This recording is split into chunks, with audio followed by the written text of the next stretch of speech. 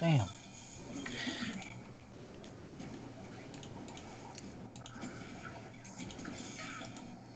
I'm just gonna rename these. Brant.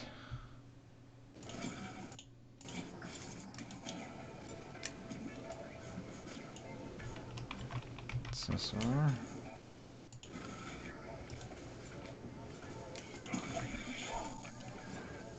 Me.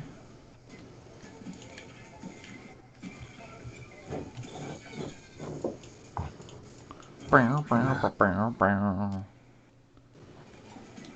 129. Did everything else update?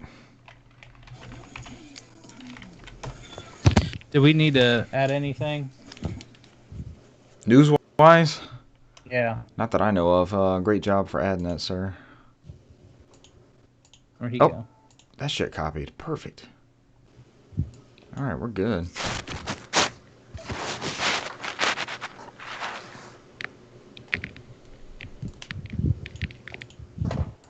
We're on Restream. Available on YouTube. Oh, Twisted Metal. Sar. Hell yeah. Is that an old shirt? Yeah, I got it from JCPenney when they first opened at McDonough. That would have been right about that time that game came out, right?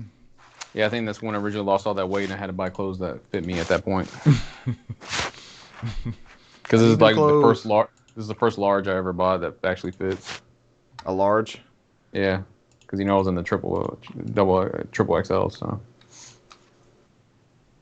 All right, live now. 129. It worked. Restream actually worked. What I have to do? What was the difference? It works now. I'll break later. You know the rules. It broke earlier. I fixed it, and now it's updating all the channel info for some reason. But I'm down with it. Whatever. Tonight's easy. Please, God, I need an easy night. All right. I didn't get a notification, though, did y'all? I did not, but I'm on stream. Oh, there it is. It still says 127. God damn it. You should know better. I quit, man. 129, that's it. Oh, go live notification. Yep. Now I gotta go live. All right, let's change the go live notification right now. What are we doing? I hear my feedback on somebody. NOFODcast is recording the latest episode. The latest episode live. Join us. Y'all like that? Yep. Yeah. I still hear myself on somebody's. Maybe it's me. It is me. That's fine. Join us. Put clothing is required. Put that part in there. Definitely. Cesar says. I don't care. Put it out there. I'll reiterate it again. Clothing is required. No food or no outside food or drink though. All right, that's a pretty good go live notification. I'm okay with this. NOFODcast is recording the latest episode live. Join us. Cesar says clothing is required. If that wasn't once again insinuated before, so house rules. Yeah, I don't make the rules, man, but we all gotta be fully clothed. Cesar said. Me and Brent were fine. Show up naked. It's cool. Body paint. We've already discussed that on Twitch. Mm-hmm. It's all fine. Just join us somehow. Cesar's the one saying you have to have clothes on. No, it's funny. I blew through. I already told you, Richard. I blew through, I think, 70 episodes of anime this week. I don't know how you do it, sir. I just got to the whole thing where I went through Rent a Girlfriend, and it's funny because at work, one of the guys in there, he doesn't watch anime that much. His friends do, and he asked me whispered he had a colleague next door, right in the next cubicle, and he whispers "You been watching Rent a GF?" And I'm like, another man of culture. I just finished that show. I was like, man, where did that come from? It was out of the blue, and I'm like, he hadn't seen the last episode yet. It's like, no, yeah. I was like, you haven't seen the last episode yet because you know what would happen. Because he's like, Mommy Chan's a bitch. I was like, yep, she is a bitch, man. She's trying to secret language. Yeah, she's trying to ruin this man that she didn't want any relationship with, and still ruin every relationship he has afterwards. Mommy Chan is a bitch. All right, tell Brent which one it is so he can get on it. Rent a Girlfriend. I don't know if he likes those teen romance type things or not. Those are pretty good. I've seen a lot about that, so If you recommend it, say it's good. I'll give it a whack. I'll give it a try, man. It's only 12 Off your- episodes. Rent a Girlfriend, but I think the one that sealed it for me, and I told Brent's willing to give it a whack. Just tell him what the title is, so he can get to whacking. and this is the one that I told Richard about this weekend, and I sat there and binged, and it was I always have to look up the name because it's a mouthful. Let's see. It's, oh God! It was like, did I do this right? Is it a monster? Why do they all? It's like a printy game or something. That's the only thing I remember doing is those printy games. No, this one's a My Teen romantic comedy snafu, which is really good. And I told Richard, I was yelling at the screen after the second season. I was like, no, they can fucking end like this. I felt so bad because I got on it when they were done with the whole series. It took them 5 years to come out with the third season. Some people waited waiting. 5 years. Some people were waiting for 5 years. I was in the YouTube comments when they were showing like the ending sequence when they finally announced it was over, in Twitter, where people were like pouring out stuff saying like, oh, he said, imagine all the people who didn't survive to see the ending of the show. Like they felt bad and everything. Oh, no. Shambles. I always Like that I was always the go whole back to thread. the grandma waiting for Dragon Quest 6. Yeah. Is it Dragon But Quest that 6? Yes, it's Dragon Quest 6 or 5. I can't remember. I think 5 was the one we I didn't thought get it was right. Final Fantasy 6. No, because we got that. She was a Dragon Quest It was fan, I remember Dragon that. Quest and Nintendo Power. I think it was 5 because we only got the 4 and then they stopped. Brent, do you remember So- this? Are you aware of this drama? Vaguely. There was a lady that wrote in Nintendo Power in what, like 94, 95? She's like, I can't wait for that new Dragon Quest. It's out in Japan. I want to play it. And she didn't live long enough to play it, and it came out It came out on the DS. on the That's DS. when we got Yeah. them. So, guys, I just want to let you know, I literally, after I watched that show, I spent $50 and bought the Blu-rays for the first 2 seasons. I didn't care how much they were. They were like, I think it was regularly $90. They were on sale for $50. I was like, I don't care. They get all my money. They earned it.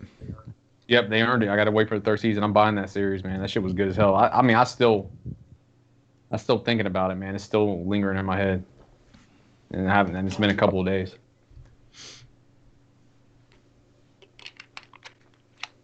The anime fucked me up, man. That's all I can say. Is there a manga? Is it going to continue? Like, where do you go from there with the series? It's a light novel. They finished the light novel, so the anime's done. They covered everything, all the source material, no fillers. 5 fucking years, man. That was a tweet I sent you where the guy said it took him 7 years to watch the whole series. But they made it up. This took him 7 years. I mean, the guy was dedicated. I'm putting your clothes required in the chat. Ask us anything. We do have 4 people here. Welcome 4.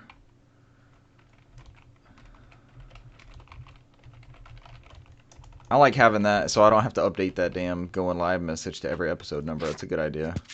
It's a pain in the ass. You gotta tell people clothes are required every time. So So those rules. Now it's in there. house rules. House rules. I think the house rule is no clothes, or very limited amounts. You know me. I'm a man of telling people to put clothes on. So I live by that lifestyle. And you're rocking the Twisted Metal shirt, and I'm rocking the 2-0 NLDS Atlanta Braves gear. Don't jinx those guys. Yeah, it's gonna be like Major League. I'm gonna put a cross over my Braves shirt when they start losing. They'll get you up every year. Brant works for the same company. He got the same email saying that non-uniform employees may wear Braves gear. And I was looking for a GIF or something somewhere. It's like where somebody's wardrobe just opens up, and I'm like, yes, this is what this opens for me. I can make 60 days straight out of wearing. I will never repeat an outfit Braves gear. No, so what's funny you mentioned that is because I wore this Twisted Metal shirt to work, and Recently? I had to drop off. Yeah. Okay. like today. Today. But I had to drop off a computer for somebody, and then this said person called me later on. And I had to help them with their said computer. Right. And they're like, I was like, I didn't know we could wear what we want in the office. It's like, who told you to wear that? It's like, I have literally nobody who's over me at the office at the moment, so I kind of like just going everything about the chair of my seat. You know, I'm like, it is what it is. Where, you know, where we're There's like going, 5 we of us don't in that have building. rules. Yeah, I think she's like trying to get permission from me, like, yeah, like when we go back in the office, we can wear whatever we want. I'm like, no, there's no memo like that. Don't take that from me. Don't be me. Be better than me. That coworker shows up in a Twisted Metal shirt. They're like, what the fuck? Cesar had the exact fucking shirt on. How am I in trouble? He was wearing this exact Twisted Metal shirt. What happened? It made it sound like I was coming there with a Twisted Metal shirt on, some pajamas, and then some slippers. Like I just came in like whatever rolled out of bed. I was like, yeah, I guess I'll come in today. You know. I mean, that's what you have on, so we have to believe your coworker at this point, sir. Yeah. I mean, Brant's lost in research. He's trying to figure something out. No, yeah, that. I'm handling the Insta. Ah, you getting us going? Yeah. Well done, sir. You should have said gram. It's cooler when you say gram, not the Insta. The gram. Insta. The gram refers to many other things as well. So how many grams? I'm holding down the gram. Got another gram for you. Would that make us some graham crackers? Ooh. Maybe not. No. Look at the time. Oh shoot! Why did it do that? As it's 8:13. Y'all ready to get going? Everybody got news pulled up? Yeah. Yeah, I will in a minute.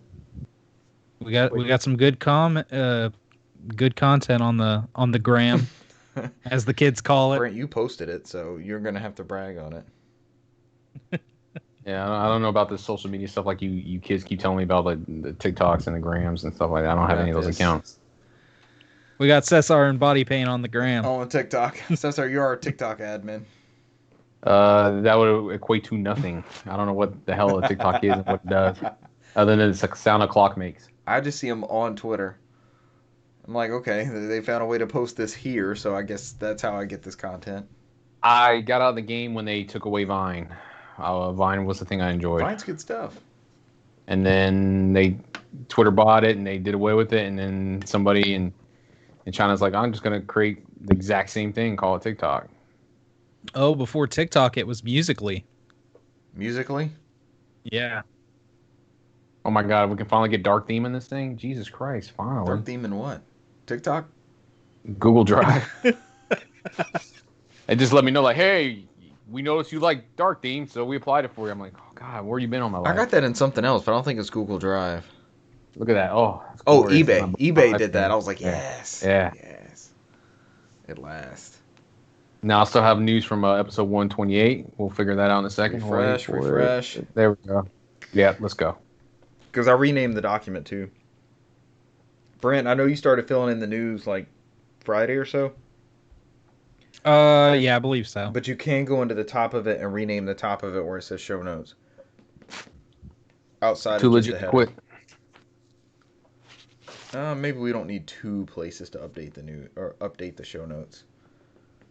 Oh God. Yeah, that's probably for the best. Let me do that now. No. Mine was oh God for indigestion, not for what you're saying. You were like, oh God, please change it. I was like, oh God, acid reflux. All right. It was coming back. My bad, Brant. I can do that myself. All right, we're just going to call that document. The document is just show notes now. We don't have to... Can we call it document X? I was updating the date in two separate fields, and that's just dumb. I didn't notice, so what's happening? Oh, I see what you're saying at the bottom. Yeah. Now it just says show notes on the document in the drive.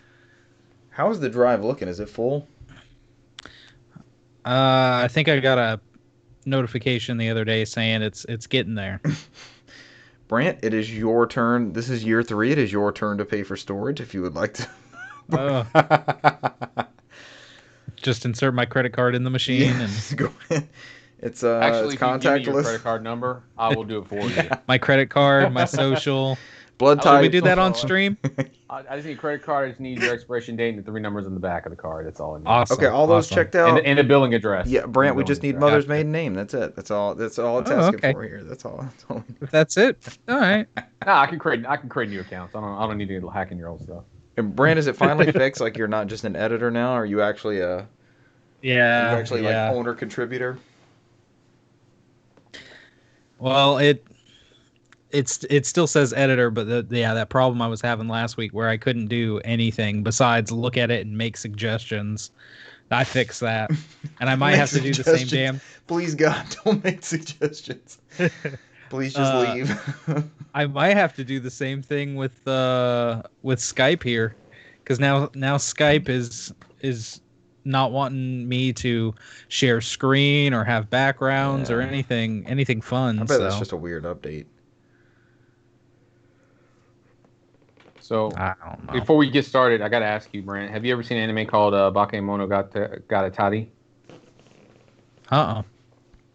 Somehow I fell into this trap. I was watching before I came in here, and it's out there, man. It's like a RT type film. It's like you get random scenes like insert commercial here. It's like almost FLCL type stuff, Huh. but not with the funny stuff. It's just like stylish. Yeah. And it's subbed, but they speak so fast.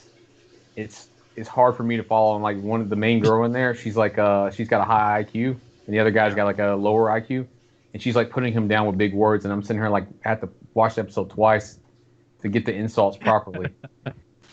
He's the one who has to clarify it for me because I'm on the same level as him. I'm like, all right, how did you get insulted? But so far it's pretty good. So because apparently it starts out she gets cursed by like a crab god, a hiki crab or something like that, and it's she's weightless. She only weighs like 5 pounds, and he finds out her secret, and so she tries to kill him, and she ends up stapling his mouth, and he runs down and says, "I can help you." She's like, "Well, you apparently want to die because I told you just forget everything you saw and don't say anything." He shows his mouth and the staple mark already healed. So apparently he explained to her he used to be a vampire, and there's a Shinto priest that's a friend of his that cured him, and that he can cure her too, and that's how the show starts.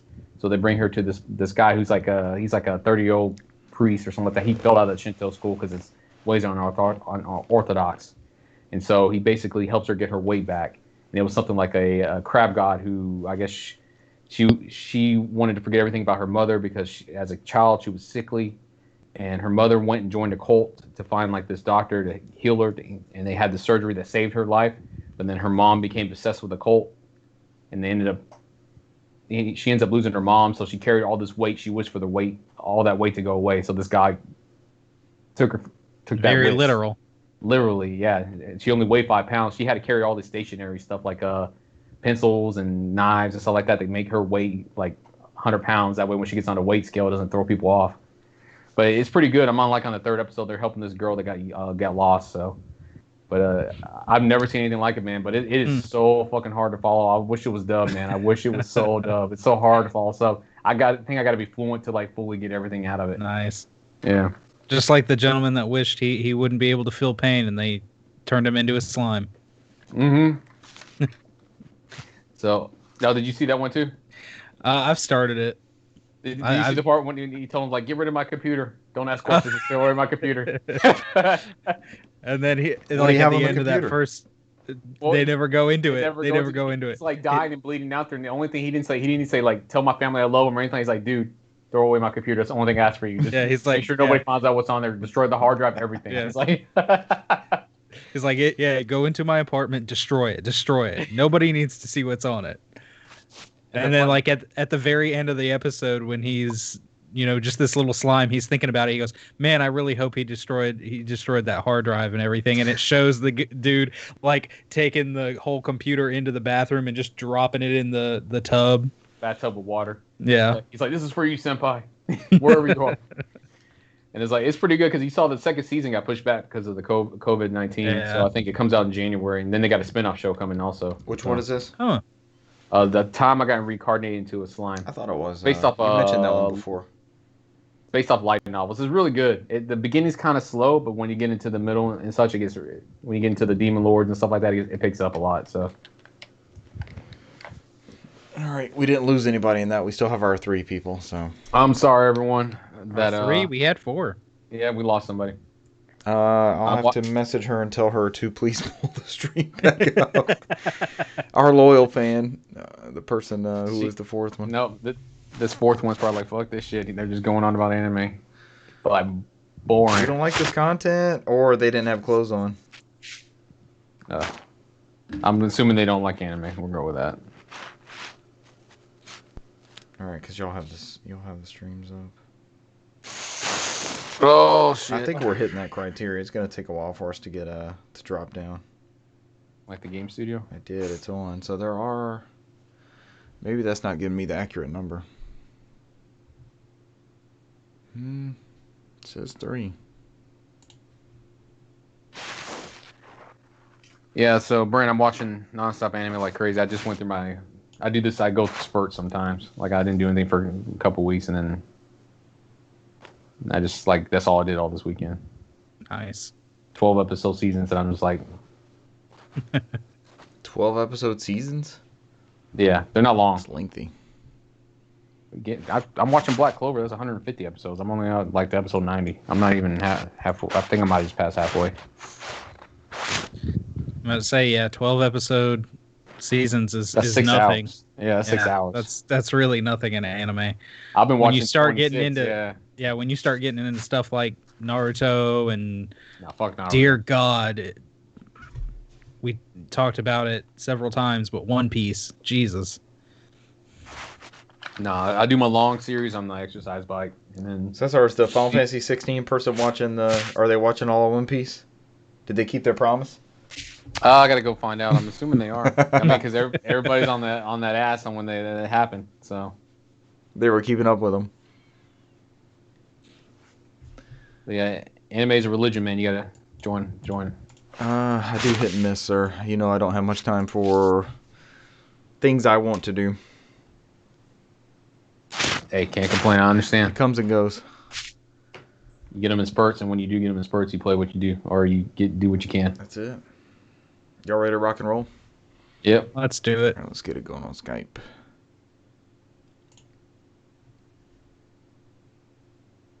I'm glad we just paused for that. We're ready? I don't give a fuck. Skype, every time it jumps out to 15 seconds, and then now you're panicking in OBS. You're just like... Y'all watch the stream, Cesar's just going to freak out. Just back and forth. Over here, like, I don't There he is. He's just going off back and forth. Like, what is even happening? It's taken over. It's because I got the ghost in the background behind the door. Ghost in the machine. It's coming in to murder me. I don't know what does that. Like, I can't change that scaling. All I can do is, like, manually move you back, and then you're going to be super tiny again, so I don't know. No, I look normal. I'm looking at myself, looking at myself. You're going to freak out, and then I have to zoom you back out. Just only cover half your head, I think. Yeah, I'm just an OBS manager over here.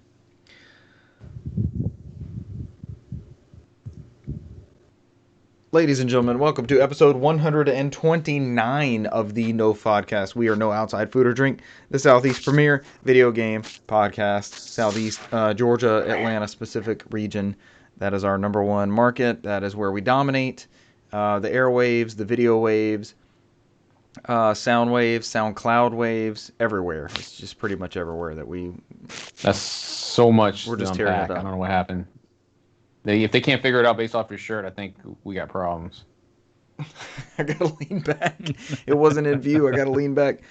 Tonight, Spider-Man gets a facelift on PS5. Well done, Brant. Brant did the news again. Thank you, Brant. Minecraft characters come to Smash. Pokemon Sword and Shield DLC update. PS5 hands-on preview. Was it more like arms-on preview? And teardown. Oh. The joke continues. Need for Speed Hot Pursuit Remastered is racing to consoles and PC. Well done, Brant. Xbox Series X may be too hot to handle. Your first two should be the TOO and the second one should be the TO. I'm Richard Bergman, your resident grammar expert, joined tonight by Brant McKee.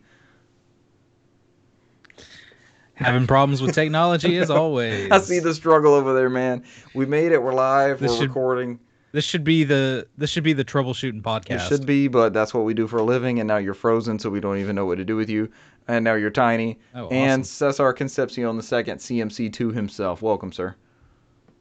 What's up? I was getting ready to get that ink pen out and start drawing mustaches on people's faces. No. Get frozen again, see what happens. I just moved Brant. He was frozen, and then he got super tiny, so I spread him back out. Anyways, how are you guys doing? I didn't cross that line of thinking until you did the head turn. I was like, whoa. I don't know. We're live. This is what happens. This is just nonstop chaos. And you required clothing. We had a legion of fans waiting to interact with us during this episode, and then you made clothing a requirement, and we immediately dropped down to the Twitch affiliation mandated 3 people. Cesar, how do you feel about your decisions? Poorly. Sorry, I just randomly got an email from work right at 8:26 p.m. Like, hey, I need you to do something right now. That's weird. I'm off the clock. I'm salary. I'm never off the clock. Even when you're playing Twisted Metal? even when I'm playing Twisted Metal or recreating Twisted Metal. We have a viewer. Welcome, Bit of Skippy, both. to this live recording of the Southeast #1 video game podcast. You want to jump straight into news? We Let's did our do it. preamble. Yeah. Our preamble was our normal preamble, but we did it for like 25 minutes, so we're already most of Bullshit. the way there.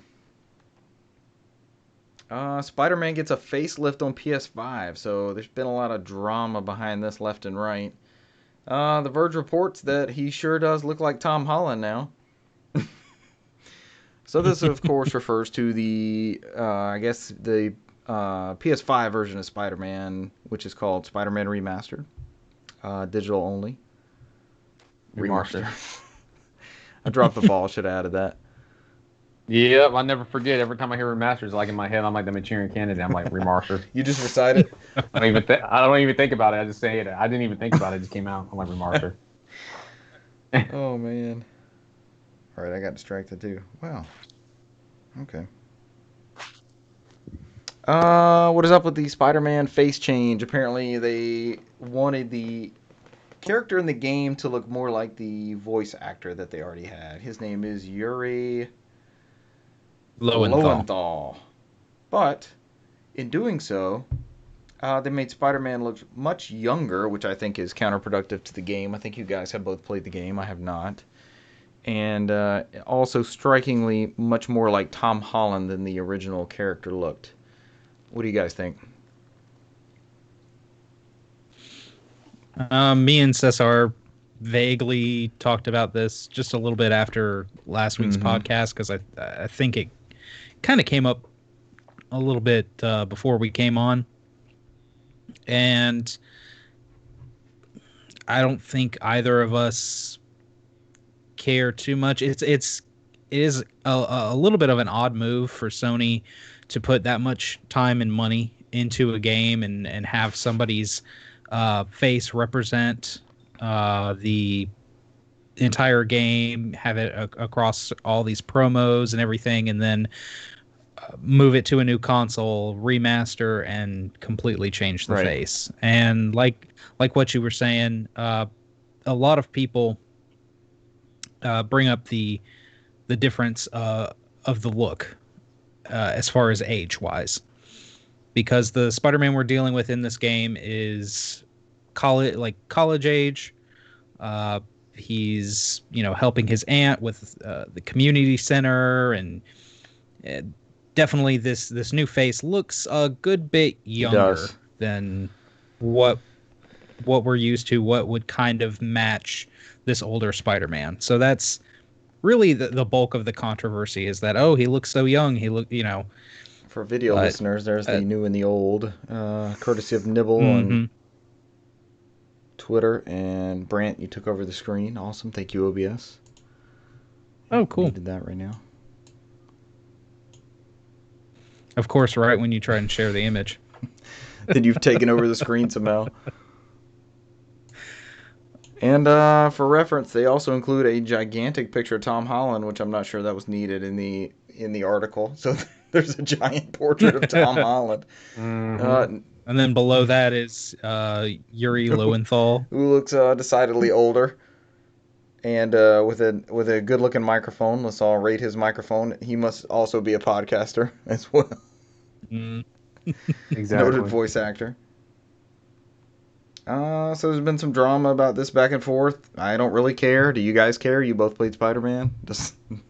I don't care. I'm going to put my 2 cents in here. As I'm not a game developer, so I don't know if they had issues with the original model and mapping it to the redone graphics. Right. I don't know. It seems like that's the case, but I can't say for sure it is or isn't. But will this keep you from playing the Spider-Man remaster that you've so dreamed of on PS5? No, because my my alignment in video games, the stories always outweighs anything else in the game. So it can be stick people, and if it's a good story, I'll probably play it. We have played some, I won't say trash games. Final Fantasy VI, they're 16-bit characters. Is that story any worse because those characters are 16-bit? Chrono Trigger. No. But that's a great looking game. Those are all great looking games. Bad examples. Why would you bring perfect pieces of art? let's go Assassin's Creed Unity. Ooh. When you had upon release, you had people's faces disappearing. You just had teeth and eyeballs. That is a bad example of a game because that's the only Assassin's Creed game I haven't beaten outside of Odyssey. When Cesar and I were playing Gears 5, I got stuck in this weird first-person glitch that when I backed up against a wall, all I could see was the teeth and the tongue of the character that I was playing as. Oh, man, it was weird as hell. Richard discovered the first-person mode that was hidden in the game. Then I did. It's the secret unlockable. Then I detached from the wall, and it's literally first person. Like I'm just following behind the gun the whole time. Like, what is this? We broke Gears 5 so bad that first weekend. What an experience, though. It was a lot of fun. All right, so that's the Spider-Man story. Next up, we got a new Smash Brothers character, and it's Steve and Alex from Minecraft. These were announced via Sakurai, who looks very much in danger. Did you guys watch the live stream of this?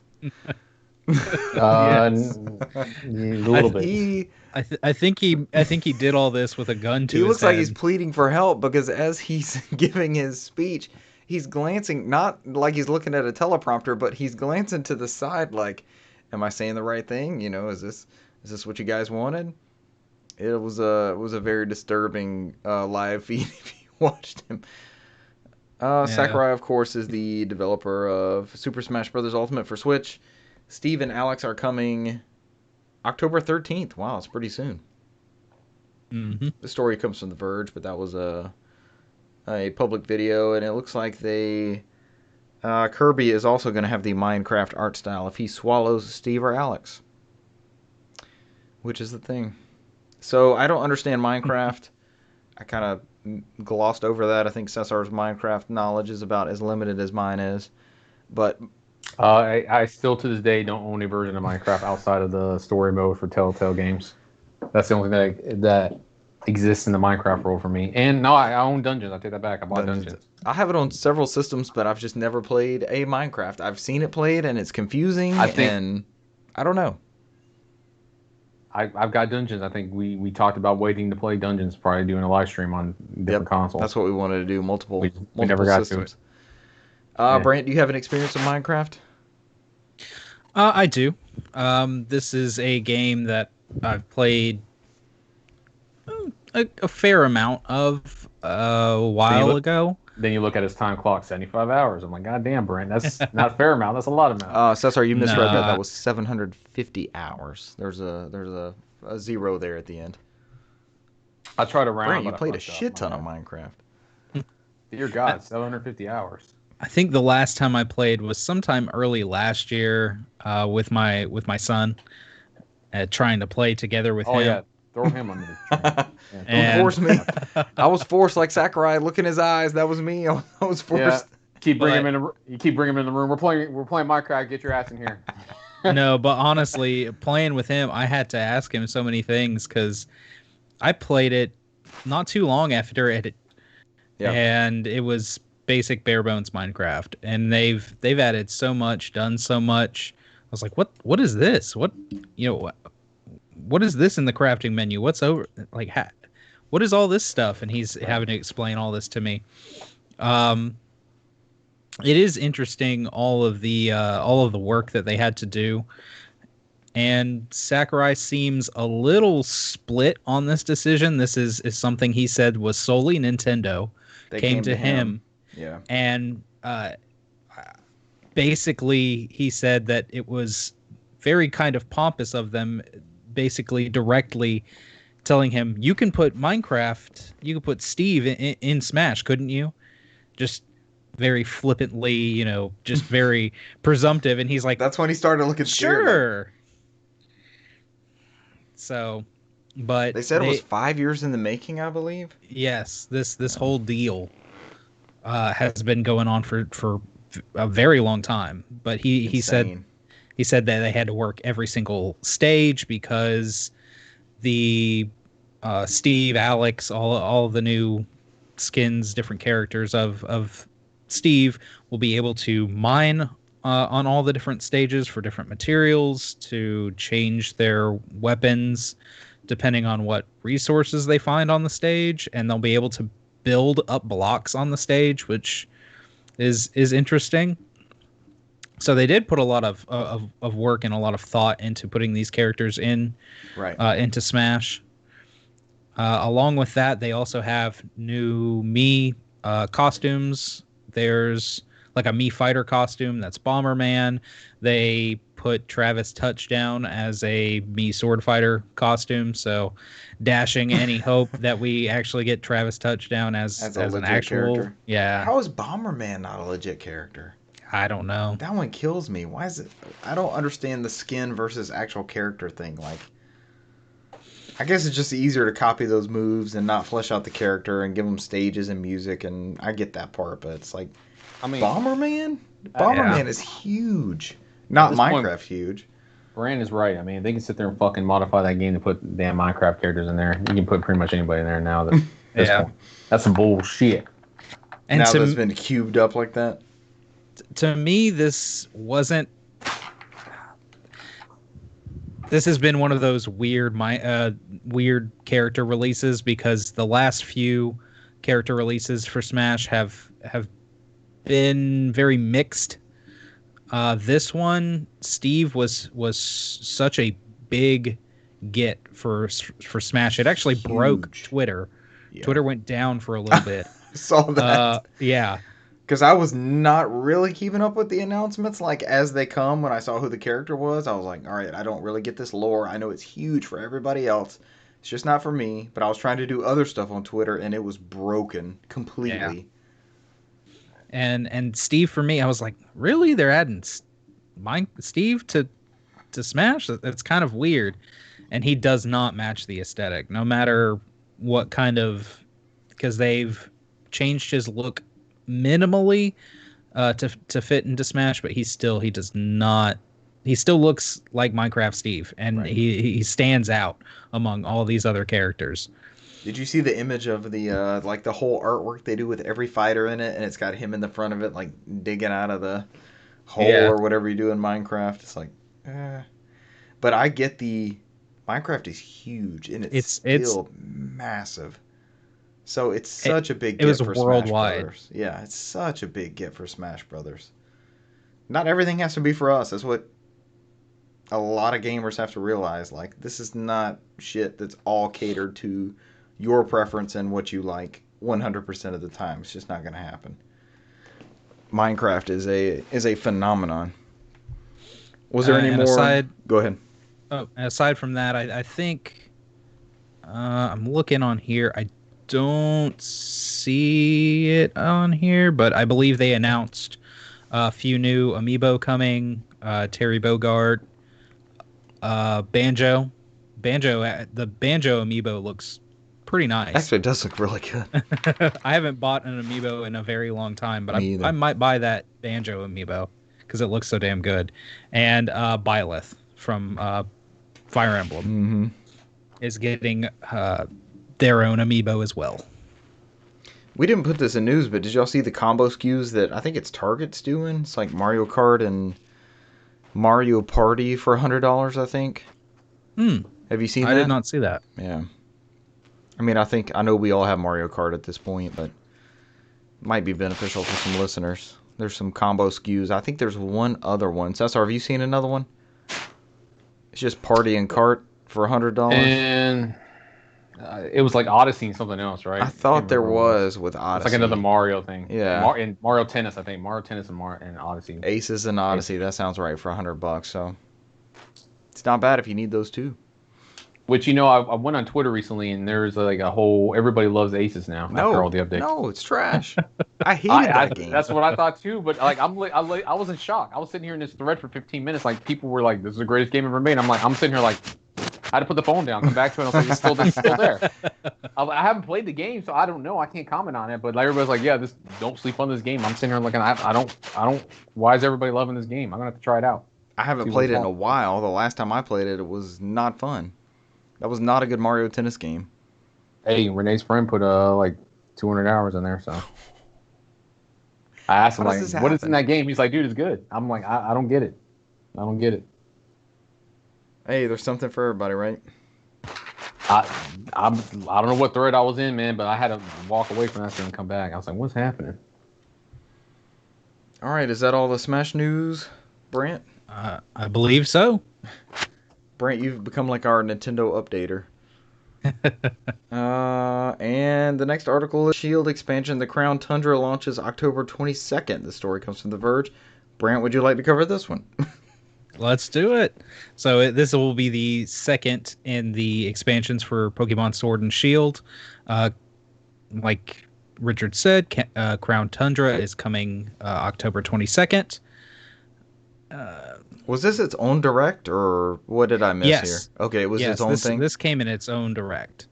So it will take place in a new snowy in-game location, introduces new story content, new Galarian forms for certain Pokemon, all as well as being able to capture, it says, every legendary Pokemon that has appeared in past games, as well as the opportunity to team up with trainers they've met previously. Also starting, I guess, the day of the Direct, they announced that they will have several different special Pikachus with decorative hats that players could obtain with certain passwords. And Pikachus with decorative hats. Yeah. That's a thing from like Pokemon Go. That one got me. So, and they released the first password. And yeah, that's really it. That's the whole story here. It just goes into saying that they, had announced this back in 2019, and we got the first bit of DLC, and then finally now getting the second bit. That first expansion was in June. It feels like it was like 2 years ago. I know. God. Literally feels like forever ago. I was laughing because somebody online had clearly said that the Pokemon Sword and Shield's finally gotten out of the beta since the full versions are coming out complete in November. So. Oh yeah, that early access. They were like, congratulations, early access is over. Now we get the complete versions on disc.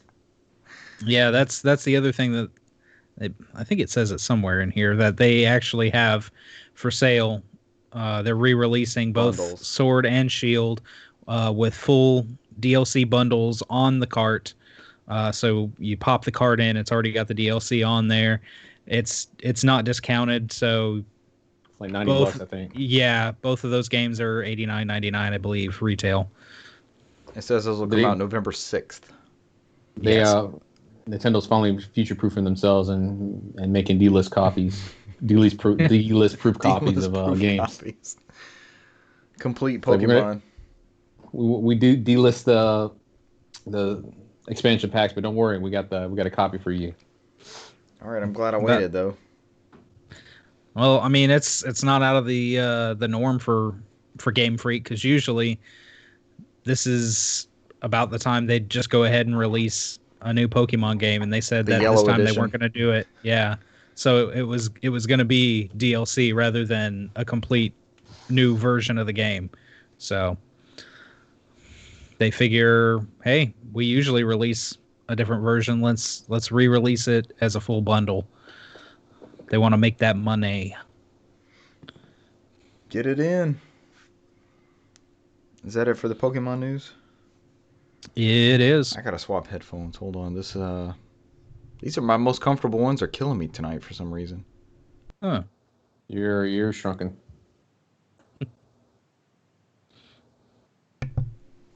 All right, mic test.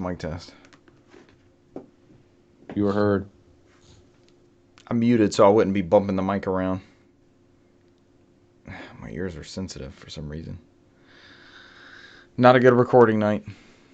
I don't know. I wore an on-ear headset today for probably 7 hours, which I don't usually do. And I thought I'd give myself long enough of a break. And these are just earbuds, but for some reason, something on that. And these are my... I don't know. We could probably have a whole podcast on headphones. These are my JVC Marshmallows. I love these. And these are the ones with the mics. But I've had these headphones for, it feels like years and years and years at this point. I love these. And Brant, you probably have a set of these. These are the AKGs that come with certain Samsung phones, I think. So yeah, try them out and see how they They fit a little bit differently in the ear canal, so we'll see how that goes. If not, I'll reach back there and put the cans on. They're back behind me, so that's my last-ditch effort. All right, is that our Pokemon update of the night? Or do we want to delve off into a headphone podcast? That's what we did. I was just standing by. Next up, Cesar, you want to take this one? This one is about PS5. The first hands-on went to, Japanese YouTubers. And after that, there was a teardown released today, which produced many memes that were entertaining. It's from The Verge, from Tom Warren. I don't think I didn't read this article, but I've watched most of the YouTuber stuff that they posted online. I did as well, including the Mystery Bolt. Yeah, even the VTubers were the animated ones as well, which is a thing over there, I guess. But I don't get that. Should we start doing that? Is that what people want? Would that get us above 4 viewers if we start? If we have like animated versions of ourselves? I don't know what I was watching. It's confusing. I saw one that was like a Japanese guy. He was a VTuber, and instead of like it being some anime version of him, it was a dinosaur. He had like a damn raptor up there. Okay, I'm okay with this. This is the avenue we should be exploring. This is what we should be looking at. Brant, now you have research for next week. I would like to be a Stegosaurus. That was my original favorite dinosaur. Sorry, Cesar. I have no favorite dinosaurs. I almost fell asleep. But Cesar, unscrew the bolt on the PS5 for us. So outside of that, they just went through and played various games, which majority of them were Astro's Playroom, which looks really good. Yeah, it's like 4 to 5 hours, he said. Yeah. Outside of that, and some of it was Godfall, some of it was Devil May Cry 5 Special Edition. There might have been a fourth game in there. I can't remember if there wasn't. That might have been all of them. I don't know. Looking at this thing right here. Outside of this and that, they did confirm that the cross button and the O button will be switched over. Circle button. Throwing off Japanese gamers and PS1 gamers who really love Metal Gear Solid and Final Fantasy VII. I forever relinquish the fact that I own a Japanese Vita, because every time I try to confirm something on there, it's always the opposite. I'm like, why did I cancel out? I'm like, oh yeah, I forgot this is a Japanese console. I don't know why it doesn't see the software and goes with it. Sometimes it doesn't. Right. So it is what it is. Right. But outside of that, I'm not even going to mention anything about some kind of screw, because they already did the breakdown, so they addressed that already. So they open up the mystery bolt. Yeah, outside of that, they did show the size, and I think they commented on it that it was pretty quiet in that controlled environment, and they confirmed it was a controlled environment. So that was big. I think the coolest thing that I learned from this was you're going to have a numbered light kind of underneath the track bar or whatever, showing which player you are. So it'll tell you out of the 4 which controller you're at, which I think is really cool to see. Like, we've always seen it on the hardware side. Well, Xbox did it with the Ring thing, right? But that was the 360. Yeah, and everybody went away from that. Well, Nintendo had the Wii remote with the 4 dots across the bottom, but I mean, it's always cool when Switch still has them. Switch does too. You're right. It's always cool playing multiplayer that you can just pick up a controller and you know who it belongs to right off the rip. So I thought that was a pretty cool thing in the presentation, as well as the different colors that are on them, because they show different colors lining that little trackpad of the controller: blue, red, green, and purple. And they said the reviewers or the previewers, they said that light was a lot more subtle than the DualShock 4. There's a lot of complaints about how bright that would get. Yeah. And I think a system update actually got rolled out specifically to address like trying to back that down when you're in a darker room, because you would see the reflection of that almost V-shaped light. You would see that reflection on your TV. And mention on your controller thing, the PS3 had them also. They had 1, 2, 3, 4. So that's right, on the top. Yep. It did. Yep. It did. Yeah, that way it tell you controller number 5, 6, and 7, because I think you can do up to 7 Bluetooth. I think that was what they were rocking at the time. Mm-hmm. Yeah, outside of that, then we also had the breakdown this morning where they did a video and posted up on the PlayStation blog, and this one's from Polygon, Samit Sakar, who breaks it down, this video breakdown. So they had the Masayoshi Ito, Executive Vice President of Sony Interactive Entertainment's Hardware Engineering and Operating Division, break down the video, and he took it apart basically. It was able to easily snap off the cover up top after the whole thing about how to change the stand and all the intricacies and to do so and where to place it when you stand it horizontally and vertically. Here's where For to place the Xbox stand. UK to respond to like this is how you do it sideways for theirs, and they just flip theirs down. So Okay, so uh, Cesar, it's interesting you bring that up because Xbox was quick to show that all you have to do with the Series X is flop it over on the side. They have been waiting since like 2013 to get their share the PS4 moment, like yeah, how you share the game, and they tried so hard, and I give them props for going for it. They went for it. They did it with how to turn the system horizontal, and they did it with how to expand the storage because, as I'm sure you're about to go into, the PS5 storage expansion is a little more complicated than just plugging that $220 memory card into the back of your Series X. yeah. So they break it down and they go into the size of the fan, which is 120 millimeter fan. Which the bigger the fan, the quieter it is. And that thing is fucking thick as hell too. It's 4.72 inches. I saw somebody compare it to So the stock PS4 one. It was just like night and day. yeah, it's like twice the size. I think it's 1.77. Outside of that, they did show there's a dust catcher, which makes it easier to run up any dust that is caught into the system to help keep it clean. Mm-hmm. That way they say you can place a vacuum cleaner in one of those locations and just vacuum out the dust. Gotta love that. Outside of that, there's a huge ass heat sink. And the most important thing to me Enormous. It's massive. is the liquid metal dye they got in there for the instead of doing fucking cheap ass thermal paste, which causes consoles to die easily and quickly.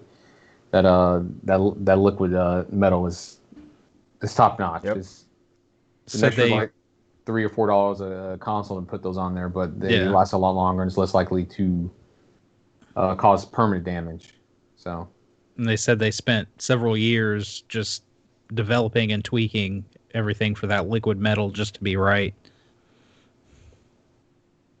outside of that, they, as Richard mentioned before, said that there's an SSD slot to add additional memory, which is located by the 4K Blu-ray drive, which also is encased in a sheet metal case and mounted with 2 layers of insulators to reduce noise and vibration when the disc spins. Again, I don't understand the difference. I see what you're saying where Microsoft came out and said something, but to me, it's not any different when you have to change out the hard drive in the PS4 because you still have to go behind there, unscrew something, and take something out. So you had to do an extra step. So It's still way more customizable than the systems that we grew up with, where even like, loosening a screw on it voided your warranty because you were digging through a sticker and then that was it. You were done warranty-wise. So we've come a long ways from those days, and this seems easily customizable and upgradable. Yeah, which is cool because the thing I like about that is that I guess you don't have to replace the SSD that's already in there, so you just add on. That is awesome. So it's not like the PS4 where you had to swap it out and then you have to reinstall the operating system and all that jazz. Right. So and PS3 I think that's with the the cool USB thumbstick, where you I've done that so many times. Yep, absolutely. You got to download the update and hopefully they keep putting updates up there. They do. They're still updating PS3. Mm-hmm. Every time I fire it on, it's like, you got an update. I'm like, shit. Somebody's fucking hacking What something. year is this? Yeah. Yeah, so outside of that, I mean, that's pretty much what they broke down to, and I think they had a full breakdown of what the console looks like, completely taken apart on the table. That was a cool shot. I like that. It is not as compartmentalized as the Xbox One, where everything's close together. It seems like the PS4 one's easy to open and get through and repair. It looks like one of those type of refurbished type consoles. So if a part fails, they replace the part and then they ship everything else back out. So, and I think that was everything. I mean, it was a huge. That thing was a beast. It's a big ass console. Yeah. And like Richard was saying, I mean, and a lot of people are pointing out that being able to just pop off those side wings of the console leads a lot of people to believe that it's going to be very easy for Sony to rebrand or recustomize this for special editions or maybe third party or other or Sony themselves might even sell other options to where you can customize the system to your liking. Mm-hmm. You just snap off the pure white and smack on, your Spider-Man theme or whatever you want. It'd be super easy too, because it just seems like they just kind of slide and come right off. So There was some chatter on Twitter regarding the 360 faceplates, and I liked changing my 360 faceplate. I have several of them still. I thought that was a really cool premise. The outfit. Specifically the outfit. You still put the outfit on? The outfit, I put on the outfit, and I put on NCAA. What would that be? 11. 07, I guess. The one with Reggie Bush. Oh, before he got kicked out of the school forever. And Before or after Pete Carroll bought his family a house on the campus. And then they let him back in, like 2 years ago, I think what it was. Yeah. Oh, so that was a pretty cool teardown. I always like seeing the tech breakdowns and stuff like that. I know you guys do too, so hopefully our audience gets something out of that. I like the cleanability factor. The was it iFixit gives it like a 1 to 10 teardown rating. They tell you how easy it is to break down. Oh yeah. I wonder what the PlayStation will get when they get their hands on one. It's gonna be a 6 because that fucking PS4 Pro panel, the top is still big. So yeah, right. When you helped me clean mine out, you just ripped it off. You were like, "Hey, just take this." I think mine came off easier though.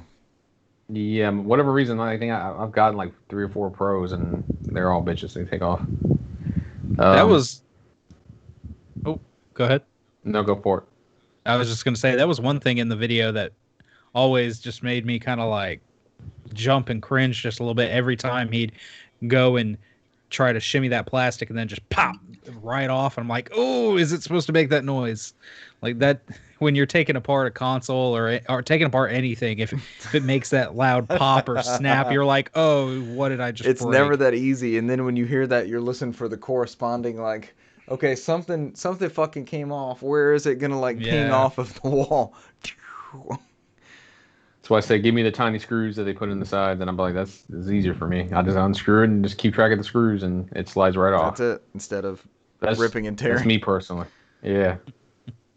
Yeah. So outside of that, we'll move on to The Verge. They broke down the news that Need for Speed Hot Pursuit is getting a remastered version and is coming out next month. I think we all knew this was coming, right? This was like one of those worst kept secrets. It's not even a worst kept secret. It was like it's happening. Yeah, this was one of those leaks. We covered this story a couple months back now, and it was alongside the Zelda Skyward Sword leak. Yeah, I think this was one of those ones that Jeff Grubb was talking about because he's sitting there leaking out EA stuff. Like, when he wasn't leaking it out, he was just like saying like, this thing may happen. You should really pay attention. So this is the Hot Pursuit that I played on PS1? Exactly. And then we'll leave it at that. Next story. Or this is the Hot Pursuit that I played on PS2? Nope. Okay, keep going. This is the second Hot Pursuit when Need for Speed was doing that weird recycle of subtitles. So they did it with Hot Pursuit and they did it with Most Wanted, I think. It's like they just rebranded the game with a title that they had already had even in the same generation, which was extra weird. It's coming out on PC, PS4, Xbox One on November 6th, and then on Switch on November 13th. You get all the DLC with it. You get 1080p 30 frames per second on base PS4, Xbox One, and Switch. And you get 1080p 60 frames per second on performance mode on PS4 Pro, Xbox One X, and Switch Pro. And 4K 30 frames per second fidelity mode on those consoles. Not the Switch Pro. That was a joke. Another worst kept secret that's going on. And on PC, you can play in 4K at a maximum of 60 frames per second. And it's only $40. Not bad.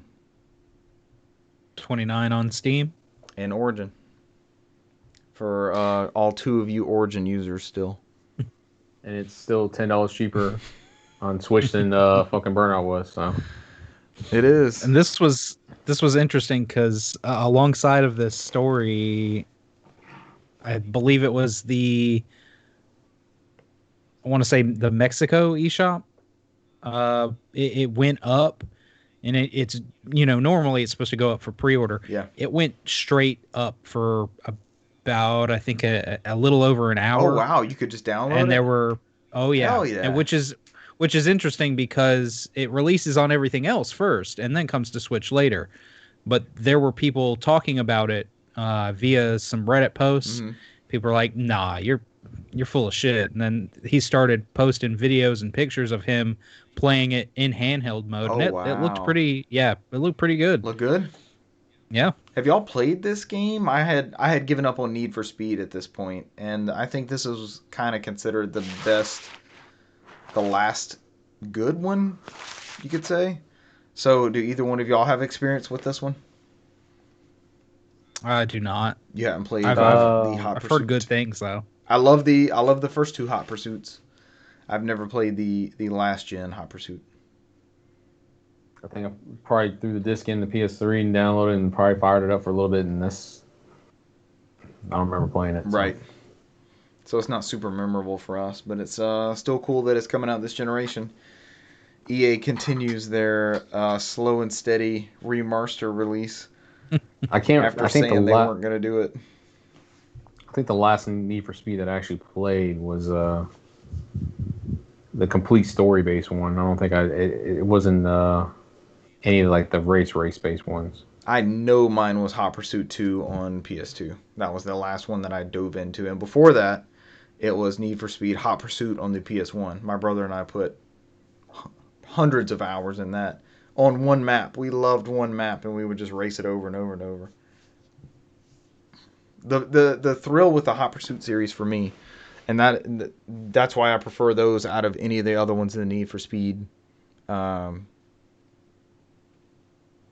pantheon, or whatever the term is, corral, stable, I guess, is the cop and like trying to run from the police, pull over, and they start putting out.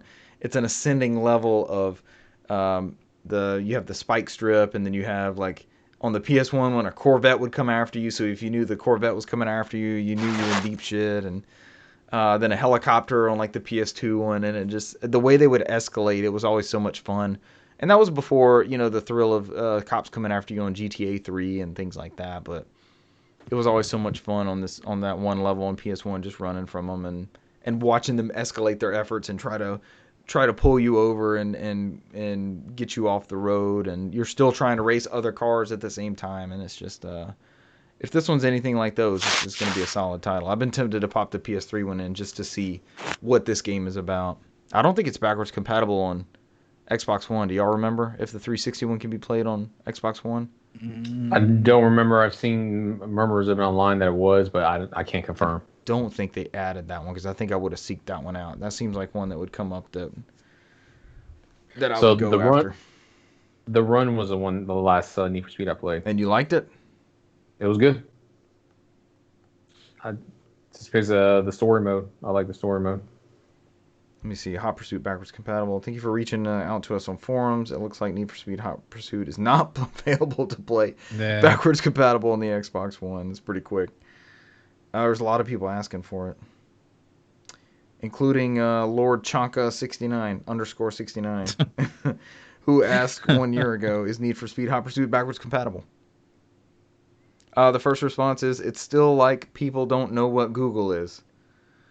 The next one says, "You need to keep this blog bookmarked. Maybe one day it might become." Might have some issues getting the Need for Speed games in with the music tracks in some of them. I just Googled it and this post comes up. They deleted their comment, or they deleted their user. Holy shit. Oh, he responded to somebody. He's like, "Oh, damn, was in the mood to play. It's one of my faves."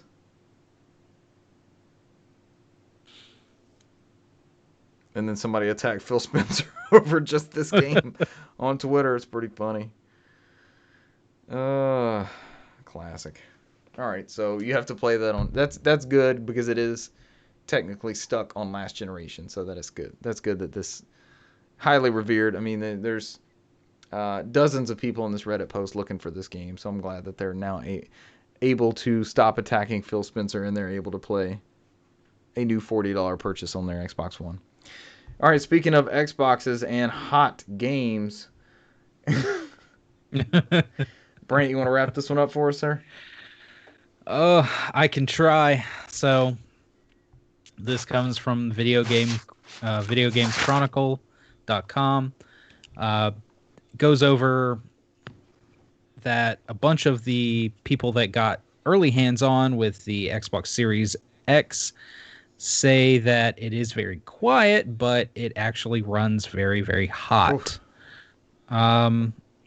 Which, is anybody surprised with the hardware and everything that's in these systems? It's probably going to run hot. And every piece of media that they ever showed us about this console when they first showed it off, you see those vents on the top, and you just know that the vents are like a volcano. So this is a kind of a non-story story, but it's interesting to hear somebody with hands-on discussion from it. And yeah, with that much performance, that much power, it's got to generate something, and it's going to generate heat, obviously. But so there were certain people. There was one person that said, and it had to be translated. So I'm guessing it was an overseas person that had the hands-on with it. Said Series X is hot, like really hot. It doesn't make any noise, but damn, it's hot. The console is emitting heat like crazy. It's almost like a fireplace shaft. You can heat up your entire flat with it. Yep. So flat. So that definitely geocodes this comment. And then friend of the show, not actually a friend of the show, Cesar and I are just big fans. Giant Bomb co-host Jeff Bakalar said his pre-release console was emitting a significant amount of heat even when in standby mode, and even appeared to burn his hand on its storage expansion during a live stream. That seems a bit much.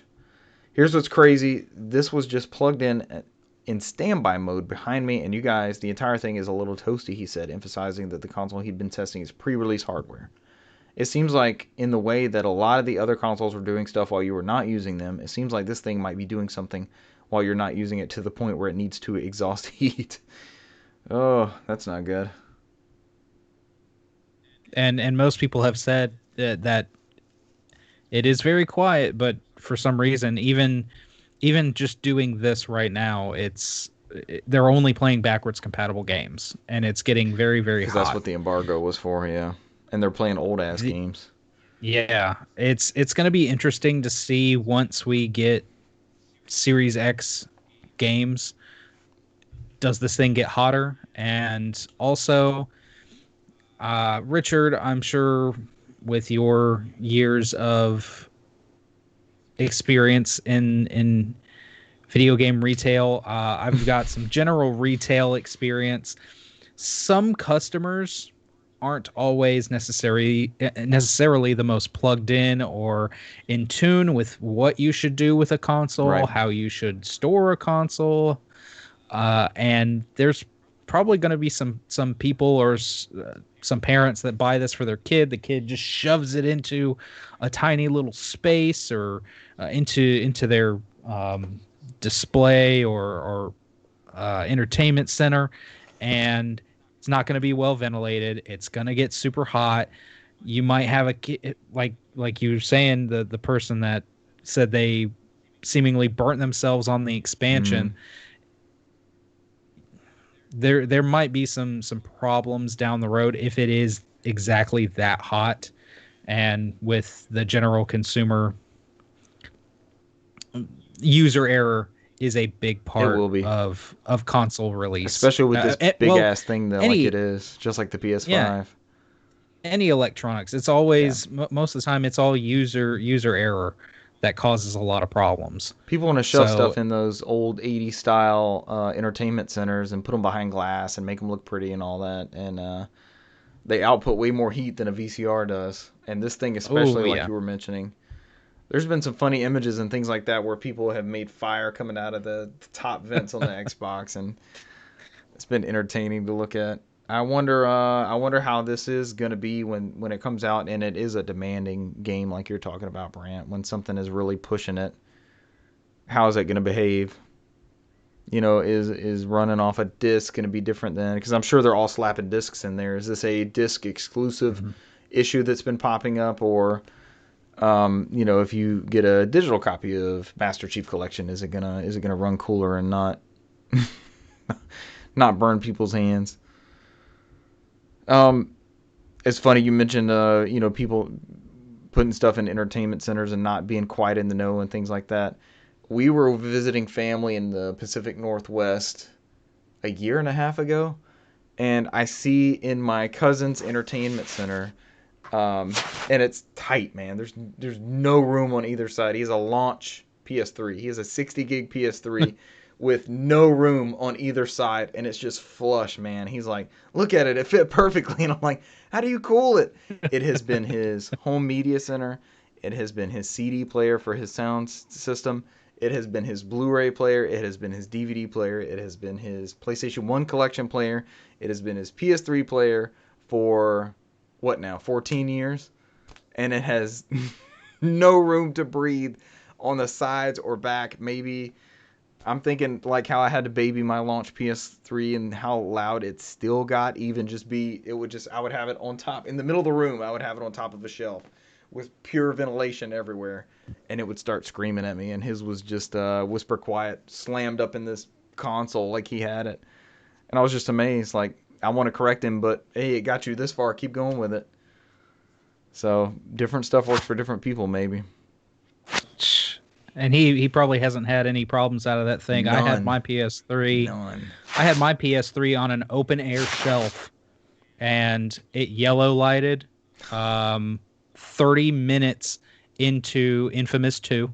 Infamous 2. With the with the disc still inside, Oh, so no. I had to send it to Sony without, wasn't able to get the disc out, and now it's in the exact situation you're describing. I have my entertainment center sitting right next to me. It is below the PS4, and it is in there.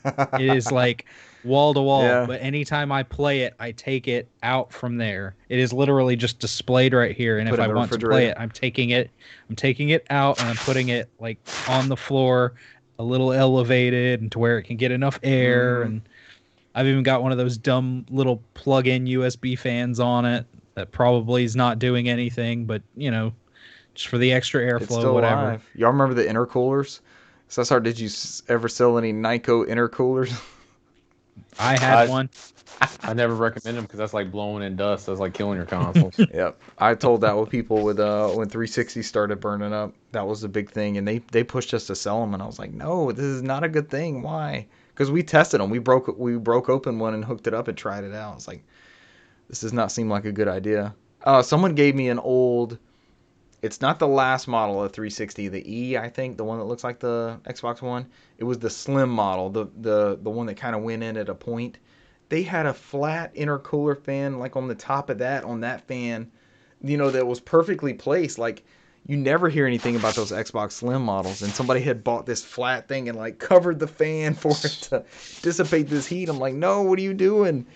I still have that thing. We need to break it out and check it out. It's like, what are you doing? And when I pulled it off, that thing is chock full of dust. I'm like, this thing can't breathe, and it's breathing for the machine. There's no way that thing is getting the air supply it's supposed to get. Like, that Slim was really well engineered. After they went through their Red Ring drama, Xbox has really figured out hardware. You don't hear anything about Xbox hardware since then. All right, that's our preach on cooling. Cesar, you got anything to add?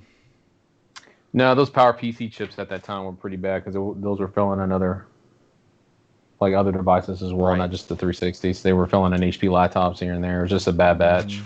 I think that's why they went away from the PowerPC when the next gen and went to AMD. They froze up on, I think they were playing Cameo or something. That first year they showed 360 games at E3 when they were playing on the PowerPC dev kits. There was something that infamously froze, and I was like, oh, I remember the blue screen. Yeah. They were giving them a hard time because of the blue screen on them, yeah. That's right. It's like, yep, that's a Windows product. Brant, did you ever get another copy of Infamous 2? I feel obligated to purchase and make sure that you have Infamous 2 in your collection since it was taken from you. I still have it. Okay. Yeah, they when they sent me the form, or when I went online to fill out the form to send it in for repair, Yeah. that was one of the things, was is there a game in the You had to disk drive? stipulate, yeah. And the thing that really made that had upset me the most at the time was I went ahead and took out the hard drive, because what I had done when I originally tried to get a PS3, I wanted the backwards compatible one, and I couldn't find one. I tried Craigslist, I tried all this stuff, and I had a friend that lived up the road from me, and he had one, and I think one of his parents, I think his mother, like, worked at like Sam's Club or something at the time, and she could take stuff back Nice. and get the difference and Yeah. things like that. He had Wide open the return original launch, and the difference between the one he had and the later, second gen, was like $100 difference. And I had already went ahead and bought the Metal Gear Solid edition. And I was like, if you're just gonna get rid of it and take it back, don't do that. I was like, if you want, I will trade you PlayStations. I'll even give you $100. Yeah. I'll give you the difference you would have gotten either way. Right. Because I want that backwards compatible one. And the Metal Gear one was like software backwards compatible, right? It was a 40 no. gig. It didn't do any backwards compatible. No, it all of them do PlayStation 1, but I don't believe it did. But I think that was the last one to do emulated PS2 games. I think it was software. It didn't have the motion emulation chip on there. Yeah, but I think it was only like 80% of the PS2 games worked on there. It was like 88 or 80. It wasn't 100%. Right. Because it didn't have the actual, like, those original ones had the emotion engine on that PS3 board, along with the cell and all that stuff. But it still only had like the 60 gig hard drive in it. So I took it out. I tried messing with it, tried plugging it into the computer, and couldn't ever get anything off. So I thought it would be a good time to upgrade the hard drive. I got like a 500 gig hard drive, plug that in there, let them do their thing, and once I got it back, they sent Infamous in a soft case. Oh, cool! In there, yeah. And I booted it up. Everything was good to go. I was like, okay, I'll shove in the old drive or plug up the old drive, see if I can transfer some data. And I couldn't, no matter what I did. And if I took I was like, well, I guess I'm just stuck at 60 gigs. Take out the old hard drive, pop in the old hard drive. And it was a weird time, because if you stuck in a new hard drive, you turn on the system, it says a new hard drive has been inserted, must be formatted. So either way, I was going to lose all my save data, all my everything. Gotcha. So I was a little upset at that. I'm like, Sony, what is this? Why would you do this? Screwed either way. Yeah. Cesar, have you ever had a PS3 yellow light on you? No. I think I've got 10 PS3s. I got maybe 2 backwards compat old school ones and 4 slims, and then the rest are super slim. Super slims. I got a PS3 almost in every room in this house. They're decked out. You never know when I want to play Tell's game. I'll just pop in the disc. So you got to be ready in the bathroom, living room, kitchen. You never know. Tales of Symphonia, always. Tales may arise. I've never had one yellow light on me either. A friend of the show, Russell, has. And I was going to try to make a bit out of this, like, what game did you have to send back? Russell's was Assassin's Creed 3 is the one that was stuck in his PS3 when he sent it back. So that's what caused his to burn up. I don't think I've ever had a, knock on wood, Sony console fell on me yet. I had a PS2 that stopped reading, and it wasn't PS1 discs. It stopped reading certain types of DVDs, but when I went to get rid of it, and I was being hired by the store that I was ditching it at, it read whatever disc I needed to swap out. So I got rid of the fat one, and I think the PS2 Slims were new at that point, and nobody was snatching those up when that first came out. That was one of the first things I noted because I had seen that Slim announced, and I was like, I want that. That looks awesome. They took that PS2 and shrunk it down to that.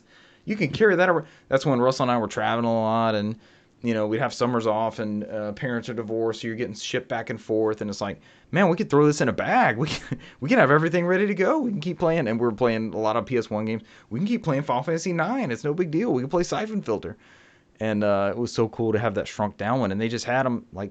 When they came out, they just had plenty of them, and I can't think of recent hardware launches outside of maybe the Xbox One where there were consoles just sitting there, like they weren't flying off shelves like you would expect. Maybe the Genesis Mini. I see the Genesis Mini in every Walmart I go to, but maybe that doesn't really count. Is that it for news? I guess we drug out our system cooling story long enough. I guess I'll kick off games played. I've actually played something different. Y'all ready to hear something different? Yeah. All right, we're gonna play the game. We're gonna guess. Do we guess which game you played? You'll know. I guess you'll know one of them. I tagged you in a bunch of them on Twitter. What was the other one? I played 2 games. You played Mario. That's the one you tagged us in. Oh, I know the other one. I think the other one's a secret. But y'all might have played the other one I played. And I'm gonna guess it's probably gonna be Star Wars related. Damn it, game. it is. All right, Cesar hit the nail on the head. I forgot he's the PlayStation Network creeper. He's admitted to this beforehand. I did play Mario 64. I know you guys have gone through it. Brant, you gave up at 70 stars. I'm at 21, I think. You can drink. Well done. Yeah, Mario's ready. You're done. You can. I'm on playing. cool mountain. So him and the penguin are just throwing back shots. He's like, I don't have to say the princess anymore. I can drink. We're good. This game's been sitting around since 1996. I don't have to do anything. Cesar, on your note, you had noted the controls. I went in. I was thinking that. I had it in the back of my mind. I was like, I'm just going to play Mario 64. I pulled off every jump. I pulled off every leap, backflip. Everything that I knew to do, like that muscle memory that just kicks in with Mario 64, I did it with no issue. So the controls for me, and I didn't even have to go in and look up the controls. As soon as we talk a lot about game design, like the first Metroid, the first Mario teaching you, go to the right, and then Metroid was like, nope, you got to go to the left. You got to get that ball that'll let you go underneath that. We talk about game design, like how it teaches you things. And Mario 64, I forgot how great that opening area is. You watch the little camera video, so you're like, okay, I'm in a 3D game. This is when 3D games weren't a big popular thing or common. And then, Mario comes out of the pipe. You get the little bit of story. And then you just have a playground. That whole area outside of the castle, it lets you jump. You can triple jump. You can fiddle around with the camera. You can dive in water. You can butt stomp. I mean, you can do whatever in that opening area. It's like Super Mario World where you got the cape and then they gave you a room full of coins and you just fly and pick up as many coins as you want. So to me it's another one of those good examples of game design. And I just picked it up and it was like I was playing 64. So I just took off. I did the long jump immediately. I did the butt slam. The buttons were just where I thought they were supposed to be. So that worked out well for me. I was pretty happy. I have any issues with the controls. Mine was going on little tight pathways and then the camera getting stuck. Okay, that still sucks. And that sucked in the original. So it is definitely true. The camera has killed me multiple times. That's what I'm okay. I was worried. We've talked so much about Crash Bandicoot and how off that was. That was my fear. It was like, okay, I'm going to play this game and it doesn't feel right. Again, Crash Bandicoot doesn't compute for me, so you can't give me that as an example. So it doesn't work. But it does. You use that example, but it doesn't apply to me. It does. It plays super well. I'm still getting killed by the camera in the exact same ways I do.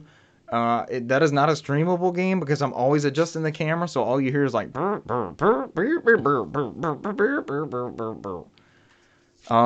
tweeted a video. I've never jumped off what is that? Cool Mountain where you're trying to. It's before you race the penguin. You have to get down to the bottom of the thing.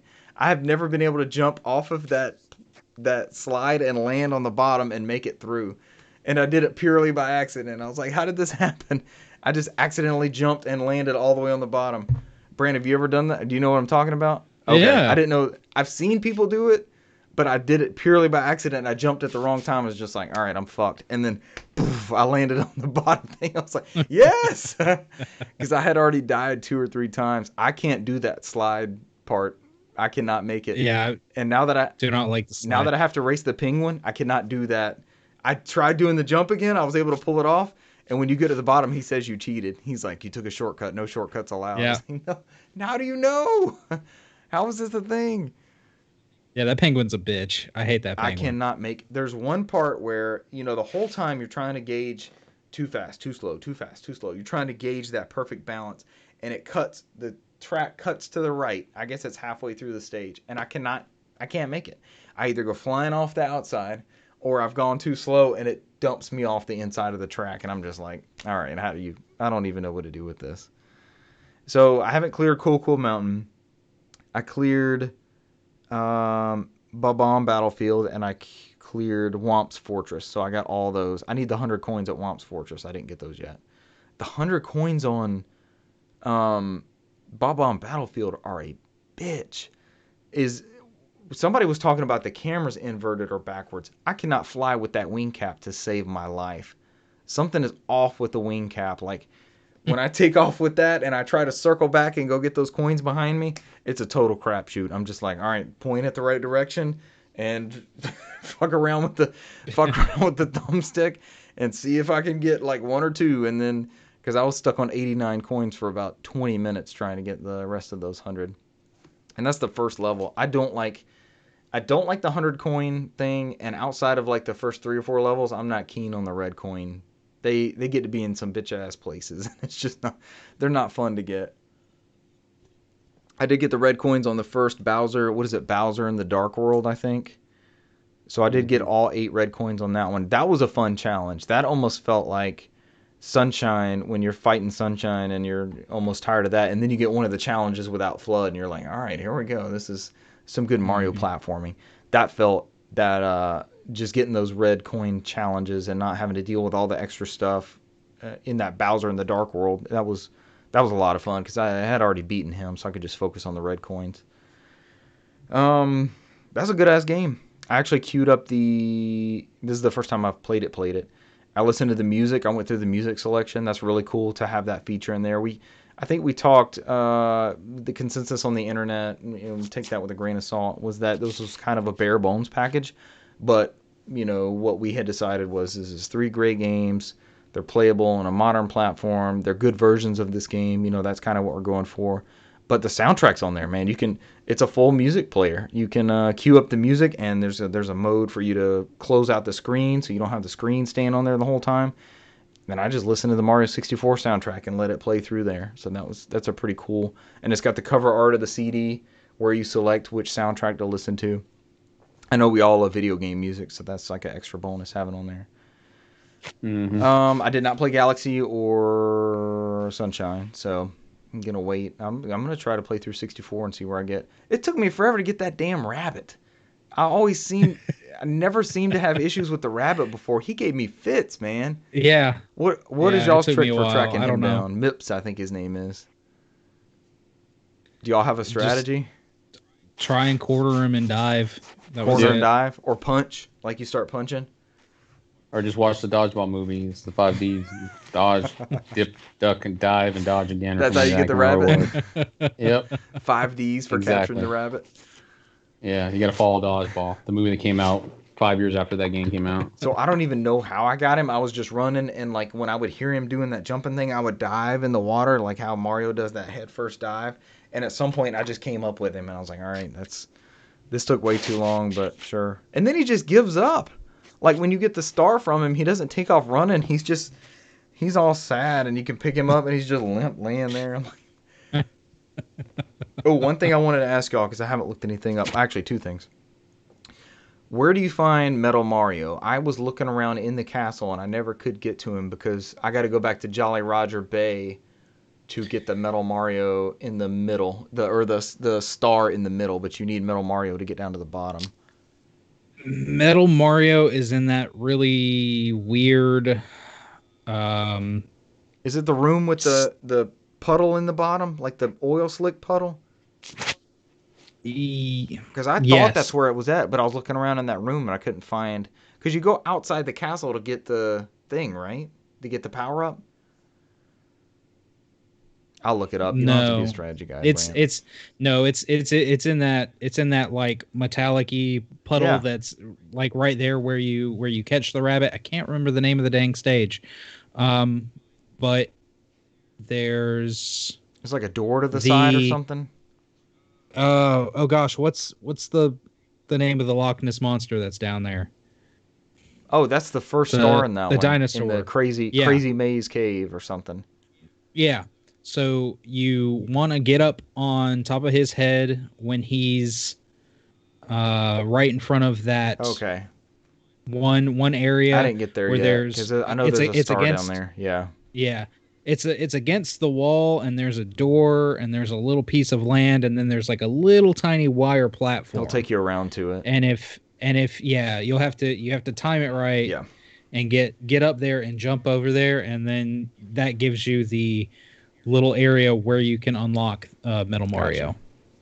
Because I jumped in the puddle, so I started the level, and that was the first thing, like meet the monster in the middle or something like that is the Yeah. name of the star. Yeah. And then the other thing, there's one I cannot get, and I cannot figure this jump out, and I did it over and over. And we talked about game design earlier. There's a heart underneath this jump, and they mean for you to screw up so that you can reheal and try it again. And I've done it probably 10 times, and I can't figure it out. It's on Cool Mountain. There's like these ramps that you go up, and you go up one, and you jump off the wall back over, and then you go up another ramp, and I cannot figure out how to get up on top of that next one. But when I miss that jump, there's a heart underneath there, because Mario falls and takes damage, but then you just pick up the heart and then try it again. And I've done it probably 10 times, and I cannot figure that one out. I can't remember the name of that star, though, that I'm going after. Or I might not even know where I'm at, and I'm just wandering around down there. But anyways, I'm trying to yeah. fantastic game. It's phenomenal. I love that game. I forgot how good it is, and then it seems like every like 5 or 6 years I fire it up, and this is just another excuse to fire it up. I've talked about that forever. The other game I played was Star Wars Rogue Squadrons. That's the It name. should be. Yeah. So it's a mix of it's a Star Wars Squadrons. It's a mix of Rogue Squadron, I feel like, and more the simulation style, because you definitely have a lot more ship controls to it outside of, stealing Cesar's phrase, outside of just, the normal throttle up, throttle down. You can change the way your shields go. You can focus on laser attacks. You can go for speed, that kind of thing. Have either one of you guys played this yet?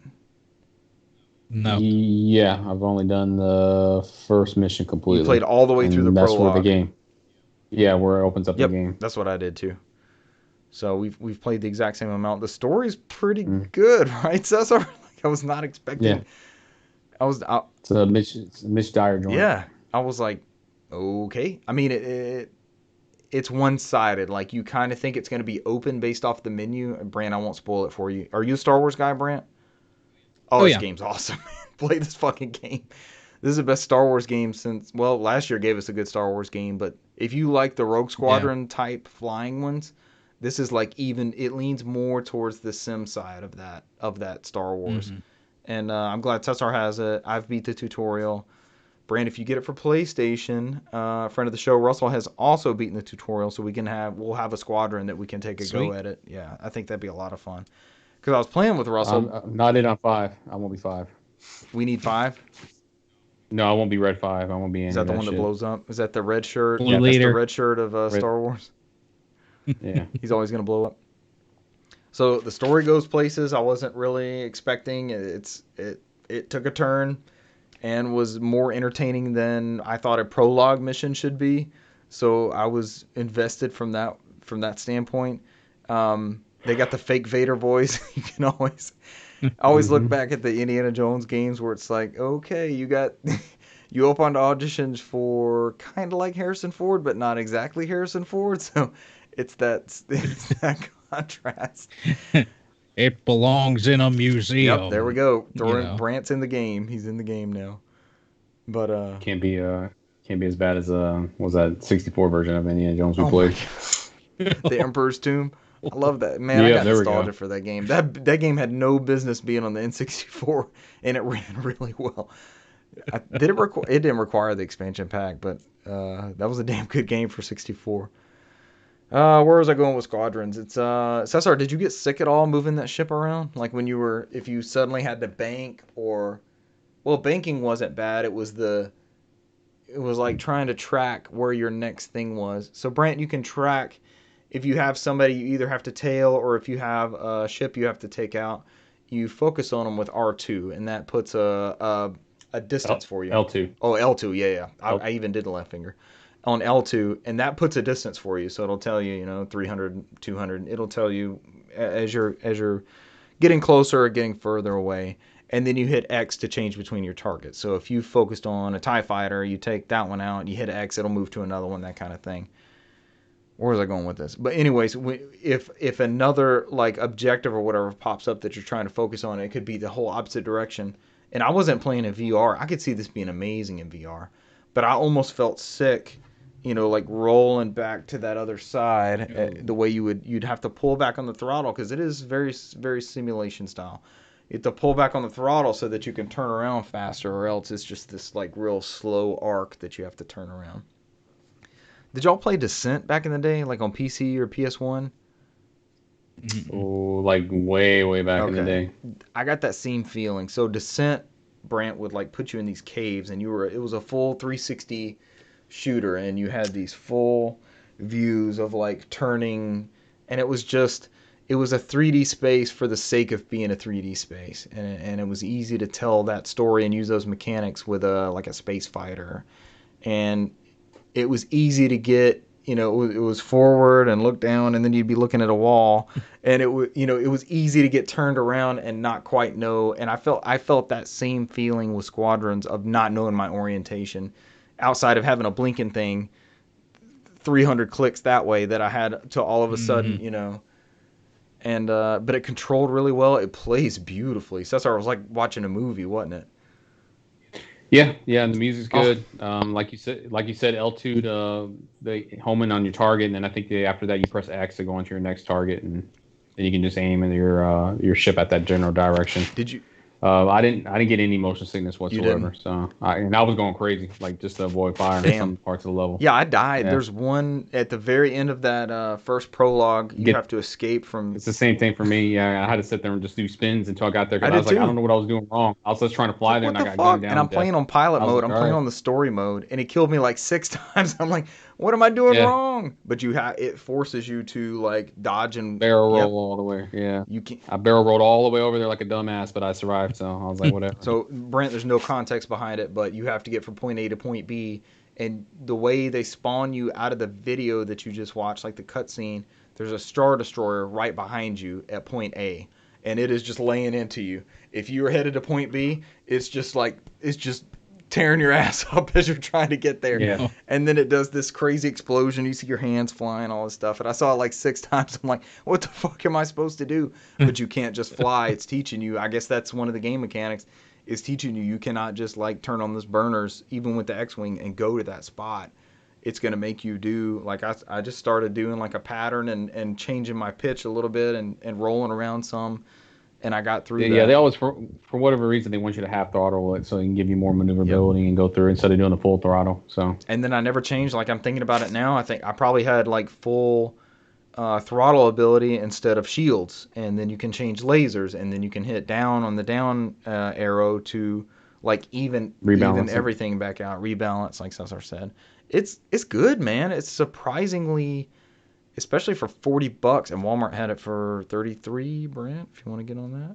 But it seems surprisingly deep for something they just wanted to get out there for that price point, and without their usual microtransactions and everything. You can just, and I can see them maybe adding some content onto the end of this one. Like this actually seems like a legit good service game. Like they've done it, and I haven't even played the multiplayer. But that first prologue of the campaign was very promising. It was very good, accessible, fun, great story. Music was incredible. Sound effects were great. I wish, Cesar, I wish we had our 3D audio headsets for this one to be able to soak all that Star Wars greatness in. They would do a good job with that one. Yeah, so, I agree. Yeah, that would be the next one. All right, but I actually talked about 2 games that weren't Halo for the first time in probably since Brant's been on the show.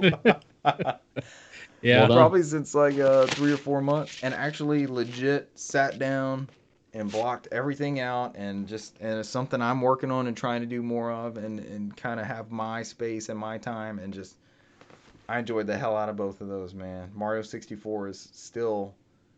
I may have to re-examine my all-time greats list, because that game's just so kick-ass, man.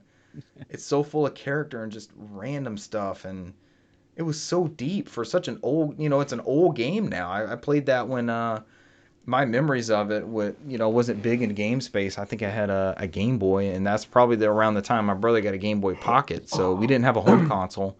The kid above us in the apartment complex had a 64, and he had Mario 64 and Shadows of the Empire. And so, I had grown up playing NES, and I don't think I'd ever.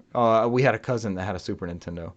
But man, you see this controller, and you see this game and these worlds that they're able to create, and Mario 64 still has that spark. It still has that magic. So, but I'm enjoying both of those games. Those are my games played. I'm very proud of my section. I feel like I've been dragging ass for several episodes, so I got my fill on that one. What have you guys been playing? Let's go to you, Brant.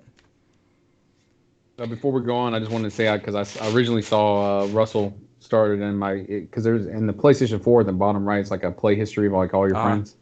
And I saw Russell was like, oh, he fired up Rogue One and completed the prologue, and I was like, all right. And I saw you did too. And I was like, oh shit, there goes Richard too. I was like, I actually have something to talk about.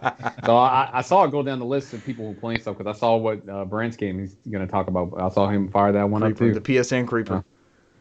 I don't do it. It does it for me. I just look over left, and it's there. It does it for me. Yeah. First off, there was something I brought up last week. The N64 controllers that I'd gotten, that was like a third-party controller, and I couldn't remember the name of it. The company is TTX. TTX. TTX. I gotta look this up. I haven't had any problems with any of their Nintendo 64 controllers. I own 3 different ones. Very, very good. Now, aside from my Animal Crossing bullshit, just logging in, taking care of the pumpkins. He owns it now, Cesar. You heard him. Bullshit. He has some bullshit now. Hey, I'm always on my bullshit, so I always call it out. Brant has it now. Brant's got his bullshit. Oh man, I love it. That's good stuff. I did pick up and get started in Crash Bandicoot 4. It's about time. Quattro. So I've been waiting to hear this about game's been, this game's been getting a lot of praise. And I'm actually somewhat divided on this game, because I love Crash Bandicoot. Not what I was expecting. It was my first game for the PlayStation 1, and it's been a favorite of mine for years and years. I fell off after Crash Bandicoot 3. I mean, I played a little bit of Crash Team Racing, but once Crash Bash, and I believe I owned the first one that came out on PlayStation 2. I believe it was Cortex's Wrath. Cortex, the original. Wrath, In Japan, that was Crash Bandicoot 4. I did own that, and I played it a while, but I could tell that it just wasn't the same. And after that, I really fell off. I never played Twinsanity or Crash of the Titans, any of those Crash games. So when we got Insane Trilogy, which I did jump into Insane Trilogy and play a little bit of Crash Bandicoot Warped just for some contrast there. And I don't know, I might 100% come around to Crash 4. There are some levels that I absolutely love. but there's some other things that I don't feel like they belong. And it's mainly just it feels like they threw a lot into this game as far as new mechanics. There's new boxes that like they have like these little vents on each side, and they shoot fire out kind of sporadically. So you'll see them. What's their purpose? Just to trap you? They don't look like regular box. They look like regular boxes until you get close. Eventually, the fire goes back in. You get a time to break the box, or you can hit an enemy into the box and break it. It looks like a regular crate, but it's got these little circles. Yeah, these little circle vents on the side, and then they light up red, and then they shoot fire, and then it goes down. And they'll light up red and shoot fire. So, but it's just, there's those, there's rail grinding, there's wall running on top wall of... running? Yeah. How does that work? So, there's certain walls where they just have arrows. There's certain walls that just have arrows on them, and you can jump, you wall run, and you have to jump to the other, because as you get to the end of that wall running area, Crash or Coco, whoever you're playing as, will start to slip, and you have to make sure you time everything right to jump to the next area. I can see that being a Crash mechanic, though. It seems like something from Jack, which was an evolution of... Yeah. That and some of those fucking masks where like those platforms are disappearing, and you have to sit there and go back and forth, and you have to jump on the box and reappear, and then jump on the platform and reappear and jump back on the box, and it's a lot of some bullshit stuff in there. Yeah, the biggest thing is, I mean, none of these concepts are new, and I wouldn't say that they're necessarily bad. The camera angles as you're going through some of the rail grind areas are a little odd, and sometimes can mess you up, because not only are you rail grinding, you're having to hang down, like jump down to where you're hanging as you're rail grinding, or you're having to lean this way or lean that way while you're rail grinding to get all the boxes and collectibles. The mask, there's let's see. I've done, I believe, 3 or 4 boss battles already. So I'm not super far in the game. I think I only have a couple more boss battles to go, though. But I don't remember where I was going with that. You almost beat it? Oh no! I was about to say. He sounds like he's about halfway, or a little bit over. Yeah, halfway. I'm a little bit over halfway, so I still got some more to do. But the one nice thing is that they have 2 different modes, to where you can either choose a modern or a retro mode while you're going with this. And I remember where I was going now. But your retro mode is going to be your standard, how you're normally used to with Crash Bandicoot. You enter the levels, you build up your lives. You keep a set amount of lives. If you lose them, you're going to restart that level over. The modern mode is more of you jump in. For deaths. They tax your deaths, basically. It's like they keep track of how many times you die, and you don't get your completion if you die too many times for that level. Yeah.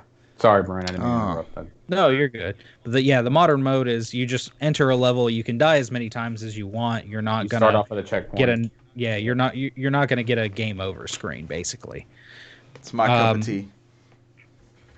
But I've run into I've gotten all 4 of the quantum masks. So there's the one that revolves around phasing in and out of different dimensions. There's the one that you do this Tasmanian devil spin across things. There's the one that controls the slowing of time, and the one that controls gravity. Each one is in their own right. They're good, but it's when you combine some of those where you're trying to get the mechanics down, where you're trying to change from inverted back to regular, and then you're having to rail grind, or you're rail grinding and you're having to phase in and out while you're trying to jump and everything, where it becomes somewhat, it can become a little frustrating. And that brings me to difficulty. This game, they said, Toys for Bob said that they wanted to keep the Crash they wanted to stay true to difficulty, and that it was a challenge. But it seems like they went from wanting to give people a challenge to sometimes just being frustrating. Not fun. There's sometimes where it just gets to the point where I get to the end of the level and I'm like, man, I'm glad I don't have to do that anymore, rather than I feel accomplished. Right. And there's so many, Fuck that. there's I'm so glad many that's little over things. Yeah, there's so many little things that are where you have to be so precise, and not that you didn't have to be extremely precise in other Crash games, but there's still other times where it's almost like Insane Trilogy, where not where, I've made this jump for the past 20 years. I know I can make this jump, but it's areas where you're jumping and you're like, I'm pretty sure I landed that platform, but you wind up falling off, and it's like, did I make it? Did I not make it? And you go back and you swear you did the exact same thing, jumped in the exact same place, and make it the next time. So it's a little odd. And like I said, there's definitely some levels that I've played that I'm like, man, this is exactly the essence of Crash. This definitely hits the mark straight on. Like they figured it out. Oh yeah, and there's other things that I'm just like, man, this is bullshit. The first level, you wake up back on Insanity Beach, but it's a little updated. There's like, Crash has got a couch and a TV and a radio and a fridge and all this other stuff on the beach, and there's all these little things like you can spin on the TV, turn the TV on, and it says Crash. It looks like the original title screen for Crash Bandicoot. There's a little if you hit that TV, I think 4 times, it goes through the Insane Trilogy and it gives you a trophy for Channel Surfer. Oh, nice. That's pretty cool. There's the radio in front of it. You spin it, it'll play different tracks from Crash Bandicoot, so it'll play different music. All games should have a music mode. All games should have a music mode. I love it. And there's even a little pull floaty that's like floating right there on the beach. That's Spyro. This is just a little nod to, since they did the Reignited trilogy. Very cool. And there's all sorts of things. And like I said, I might come back around to it, because it could be that I'm like, man, why is this so difficult and everything? And going back and playing, because I said I went back to Insane Trilogy and I just booted up Crash Bandicoot 3 just to kind of play through it and see. And I don't know if it's because I've played those games so much and maybe I just don't feel like they're as difficult. But I know for a fact, no matter how many times I've played Crash Bandicoot 1, I'm like, man, there's some bullshit in Crash Bandicoot 1. The original Crash Bandicoot is hard. God. And there's times that I feel that Crash Bandicoot 4 is even harder in some areas than Crash Bandicoot 1. Does it have difficulty modes? Are there? That's it. It's either retro or modern. That's the two ways to change it. And I started out on retro, and eventually I just switched to modern because there was some level that just kept kicking my ass. I'm like, you know what? I'm just gonna go to the modern mode, because I wanted to talk about it anyway, talk about the differences and everything. But also I was getting frustrated. I was like, it's getting to the point where it's bullshit, and I needed to take a break. I needed to switch it up, change how I did it, because it was not becoming fun for a little bit. But I'm back into it right before, or as we were starting the podcast. I was playing it. I am having fun. Sounds like it's it. just and I know it sounds like I'm really ragging on the game, but I honestly. Well, you're a Crash fan. This is the type viewpoint we want on a game like this, because this is they're marketing this as Crash 4, like this is the next one. And that's the thing is everything I've seen, everything I've read, people that love Crash, they're like, this is great. So I had such high expectations, and it's meeting some of those, and others I'm like, it's some of it's too much. Or Okay, all right. there was one area that I'm rail grinding, and then I'm going to this other area and I'm getting shot out of a cannon and spinning. I'm like, is this Crash or is this Sonic? Like, so. Oh, you but took my next. honestly, You took my next joke. Is this more Super Mario Brothers 4, which was Super Mario World, or is this Sonic the Hedgehog 4, which was that crazy ass bastard episodic spin-off? And I almost said Halo 4, because I consider that to be a weird, hard left, no, rando.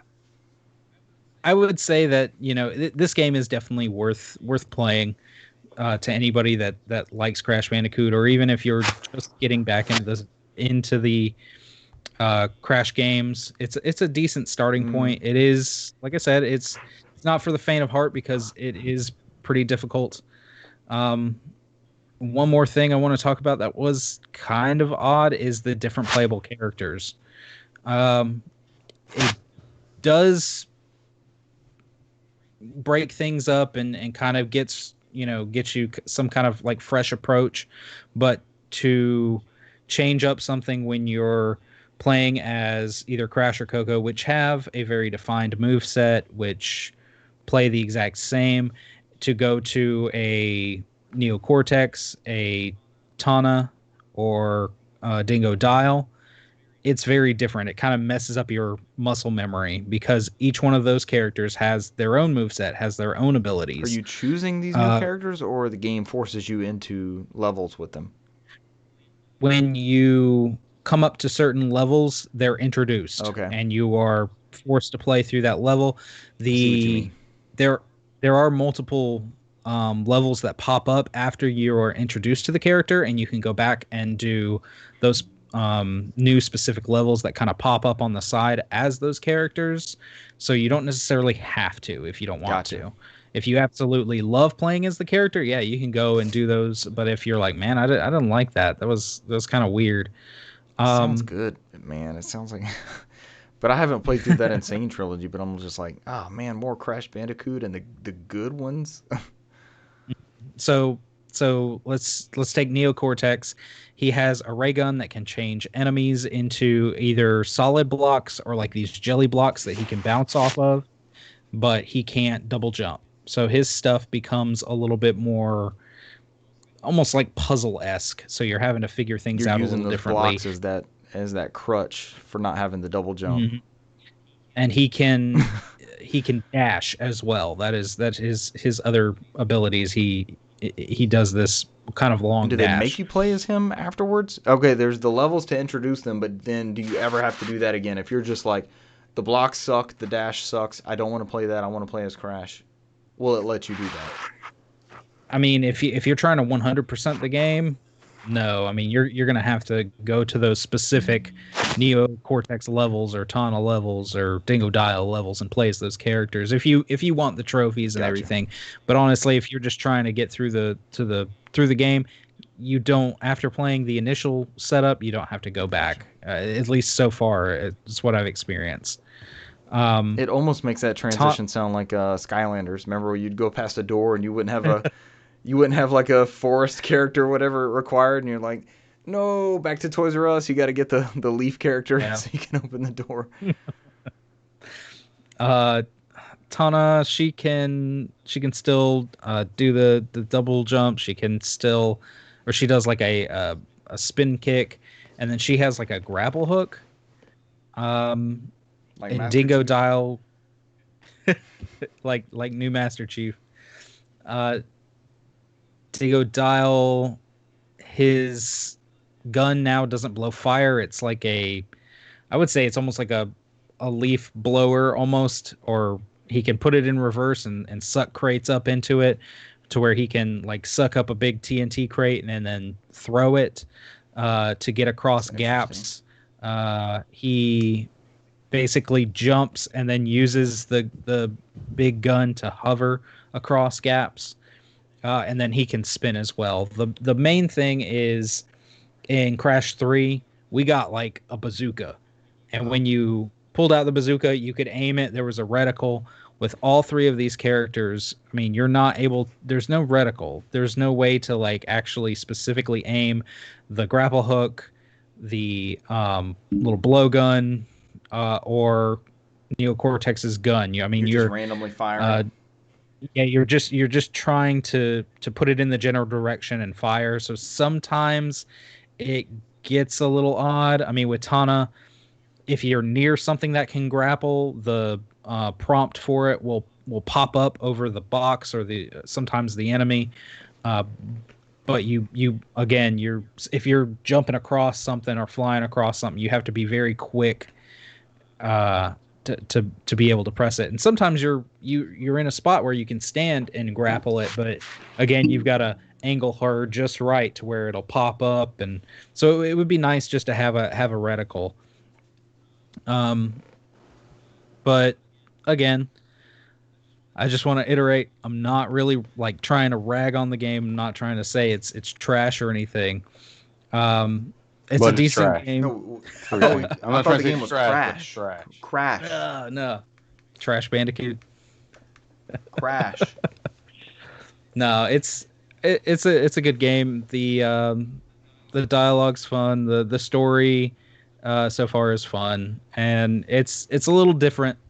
It might take a little bit to get used to, just because, like I've said, I played all the other ones for several years, and this is just new. So, but I'm enjoying it, and hopefully by next week I'll have it beat. Cool.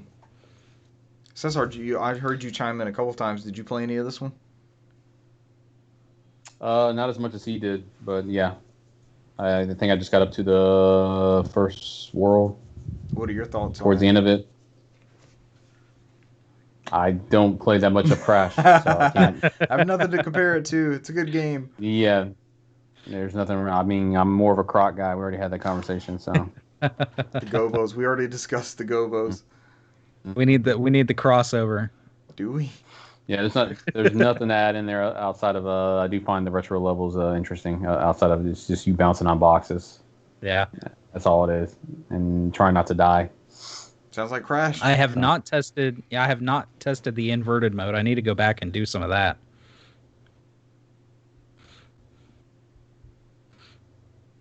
What else have you played, Cesar? Oh, there we go.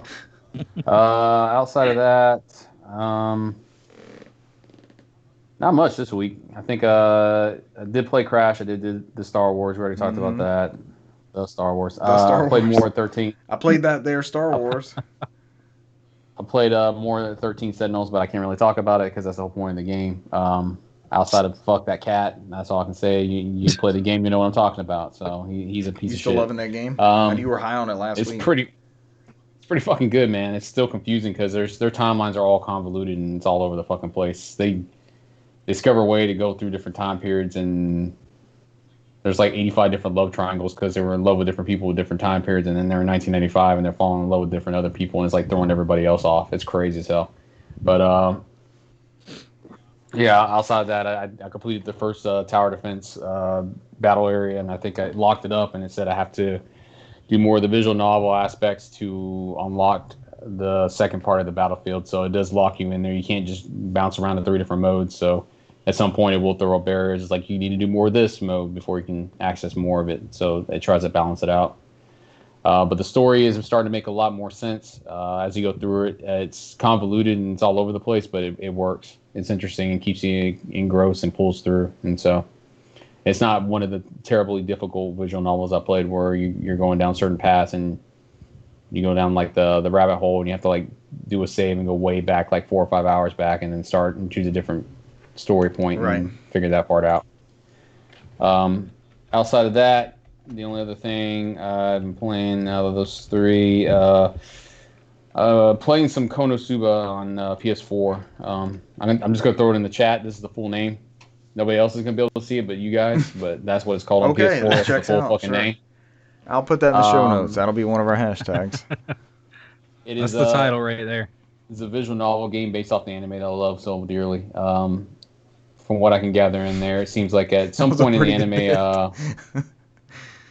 anime, Kazuma, he dies in the real world and travels to this other world, and he at some point gets this crazy idea that he's going to sell the intellectual properties of the world he came from to that world since they don't have it there. I would try to do. So it's I like, would try to do the same. so he made a deal where he's trying to get like $300 million for whatever that world is. And so the whole point of this game is that it's a visual novel and there's some story bits in there, but you have to go around and perform tasks to get items, to create these items so he can sell. I think I got like 2 or 3 hours into it. It's pretty good. Outside of that, I played another indie game called Inertial Drift. It was released by P-Cube. I got it on PS4. Probably put a couple of hours into it. It is like it says, it sounds like Initial D. It is called Inertial Drift. It is a drifting racing game. I love my racing games, and this one is like a cel-shaded anime-esque type one. It's made by a UK indie developer.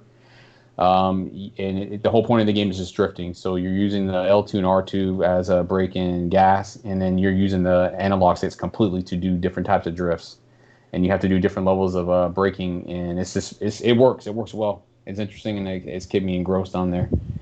Like I said, I haven't played much on it. Like there's a story mode, and there's like an arcade mode. There's a time race mode. It's pretty lengthy and deep for a indie game. I've been going through the story mode, and it's each car has a different feel for each character, and it's different. So like some of them are smaller and they can go around curves pretty easily, and some of them you have to hit the brakes and kind of just guide along. So each one controls differently. Watch out for curves. What's the name of that one? Inertial Drift. Mm-hmm. And then the last thing I played this week, and to I guess go with the Halloween-esque type stuff is Those Who Remain. It's an Unreal Engine game. It's similar to like I would say it's more along the lines of like a walking simulator. You don't really do much into battle. I think I've heard of this one. Yeah, you start out with a game where I guess this main character, his marriage falls apart, and he has a mistress, and the mistress calls him out again, and like, hey, meet me at this hotel, and he's like, I'm gonna break it off and be done with this, and then he drives up there, and she's not there, and then you get these little messages like, hey, stay in the light, don't go in the dark, and then you see these like shadow-esque people with glowing eyes that are in the dark, so you have to like guide and go to different light lamp posts and turn on the lights in different rooms because they're staring at you in a room. You flip the light switch, they just randomly disappear.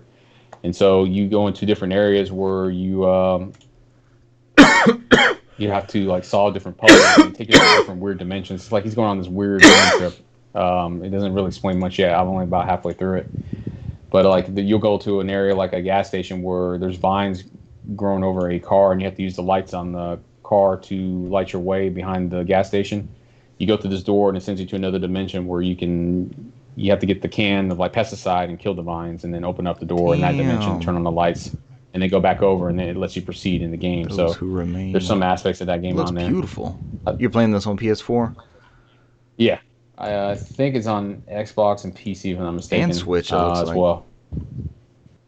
So outside of that, I think I've gotten to the point where it's giving me a lighter, and I have to walk through like a corn maze, and like my lighter keeps going out, and they're fucking me up. Like, those things they're lighting me up, and I'm like, I'm gonna figure this out later.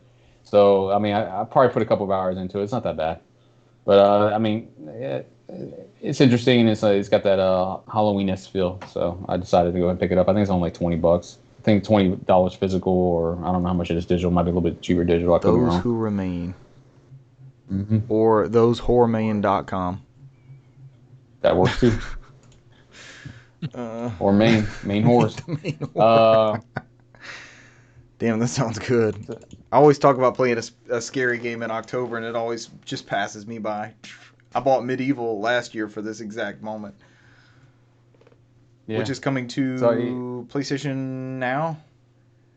It is. Along with a couple other big games, if I remember right. Days Gone and something else. Days Gone is on there, yeah. Yep. Yeah, outside of that, that's everything I played this week. I'm bullshitting on a couple other things here and there, but nothing much to talk about. Yeah. So. All right, we're closing in on 2 hours again. Y'all got anything else you want to throw in there? It's a pretty good variety of games played. We're showing our depth for once. I know I've been lacking here recently, but trying to knock out some new things.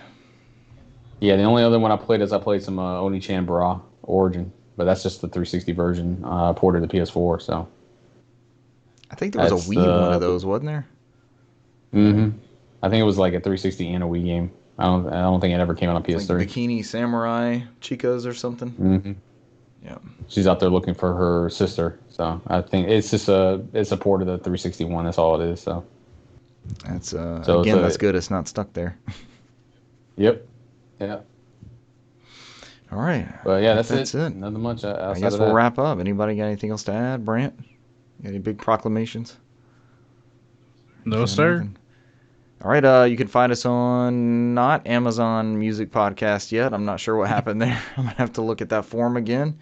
So sorry we did that. Damn, Jeff Bezos. Yeah, Bezos Music. Yeah. Bezos. We did that 3 weeks ago, I think, and that's not gone through yet. So I may try to take some time this weekend and check that out and see. It's just at Bezos on Twitter and be like, what the fuck, man? Hey. Brant, we need to get back to Donkey Konging. Now that the second one is out as well. Yes. I think that's all I got. Brant's doing a great job with Instagram. Thank you, sir, for keeping up with that and announcing when we're going live, etc. This episode should go up tomorrow. I've been doing Fridays, sometimes Saturday here recently, so you may have a weekend treat in store for you. I don't know. You never know what's going to happen. All right, I think that's it for all of us. Listen on podcasts. Leave us 5-star reviews on iTunes. We're on YouTube, Twitch every Wednesday night, live recording the podcast. You can join us, ask questions, make crazy comments, wear clothes. I think that's the big thing. Always wear clothes. Always. Is not an Todos optional thing. ropas. But I think that's it for us this week. Thank you for joining us this week, and we'll catch you next week. Bye. Adios. See you.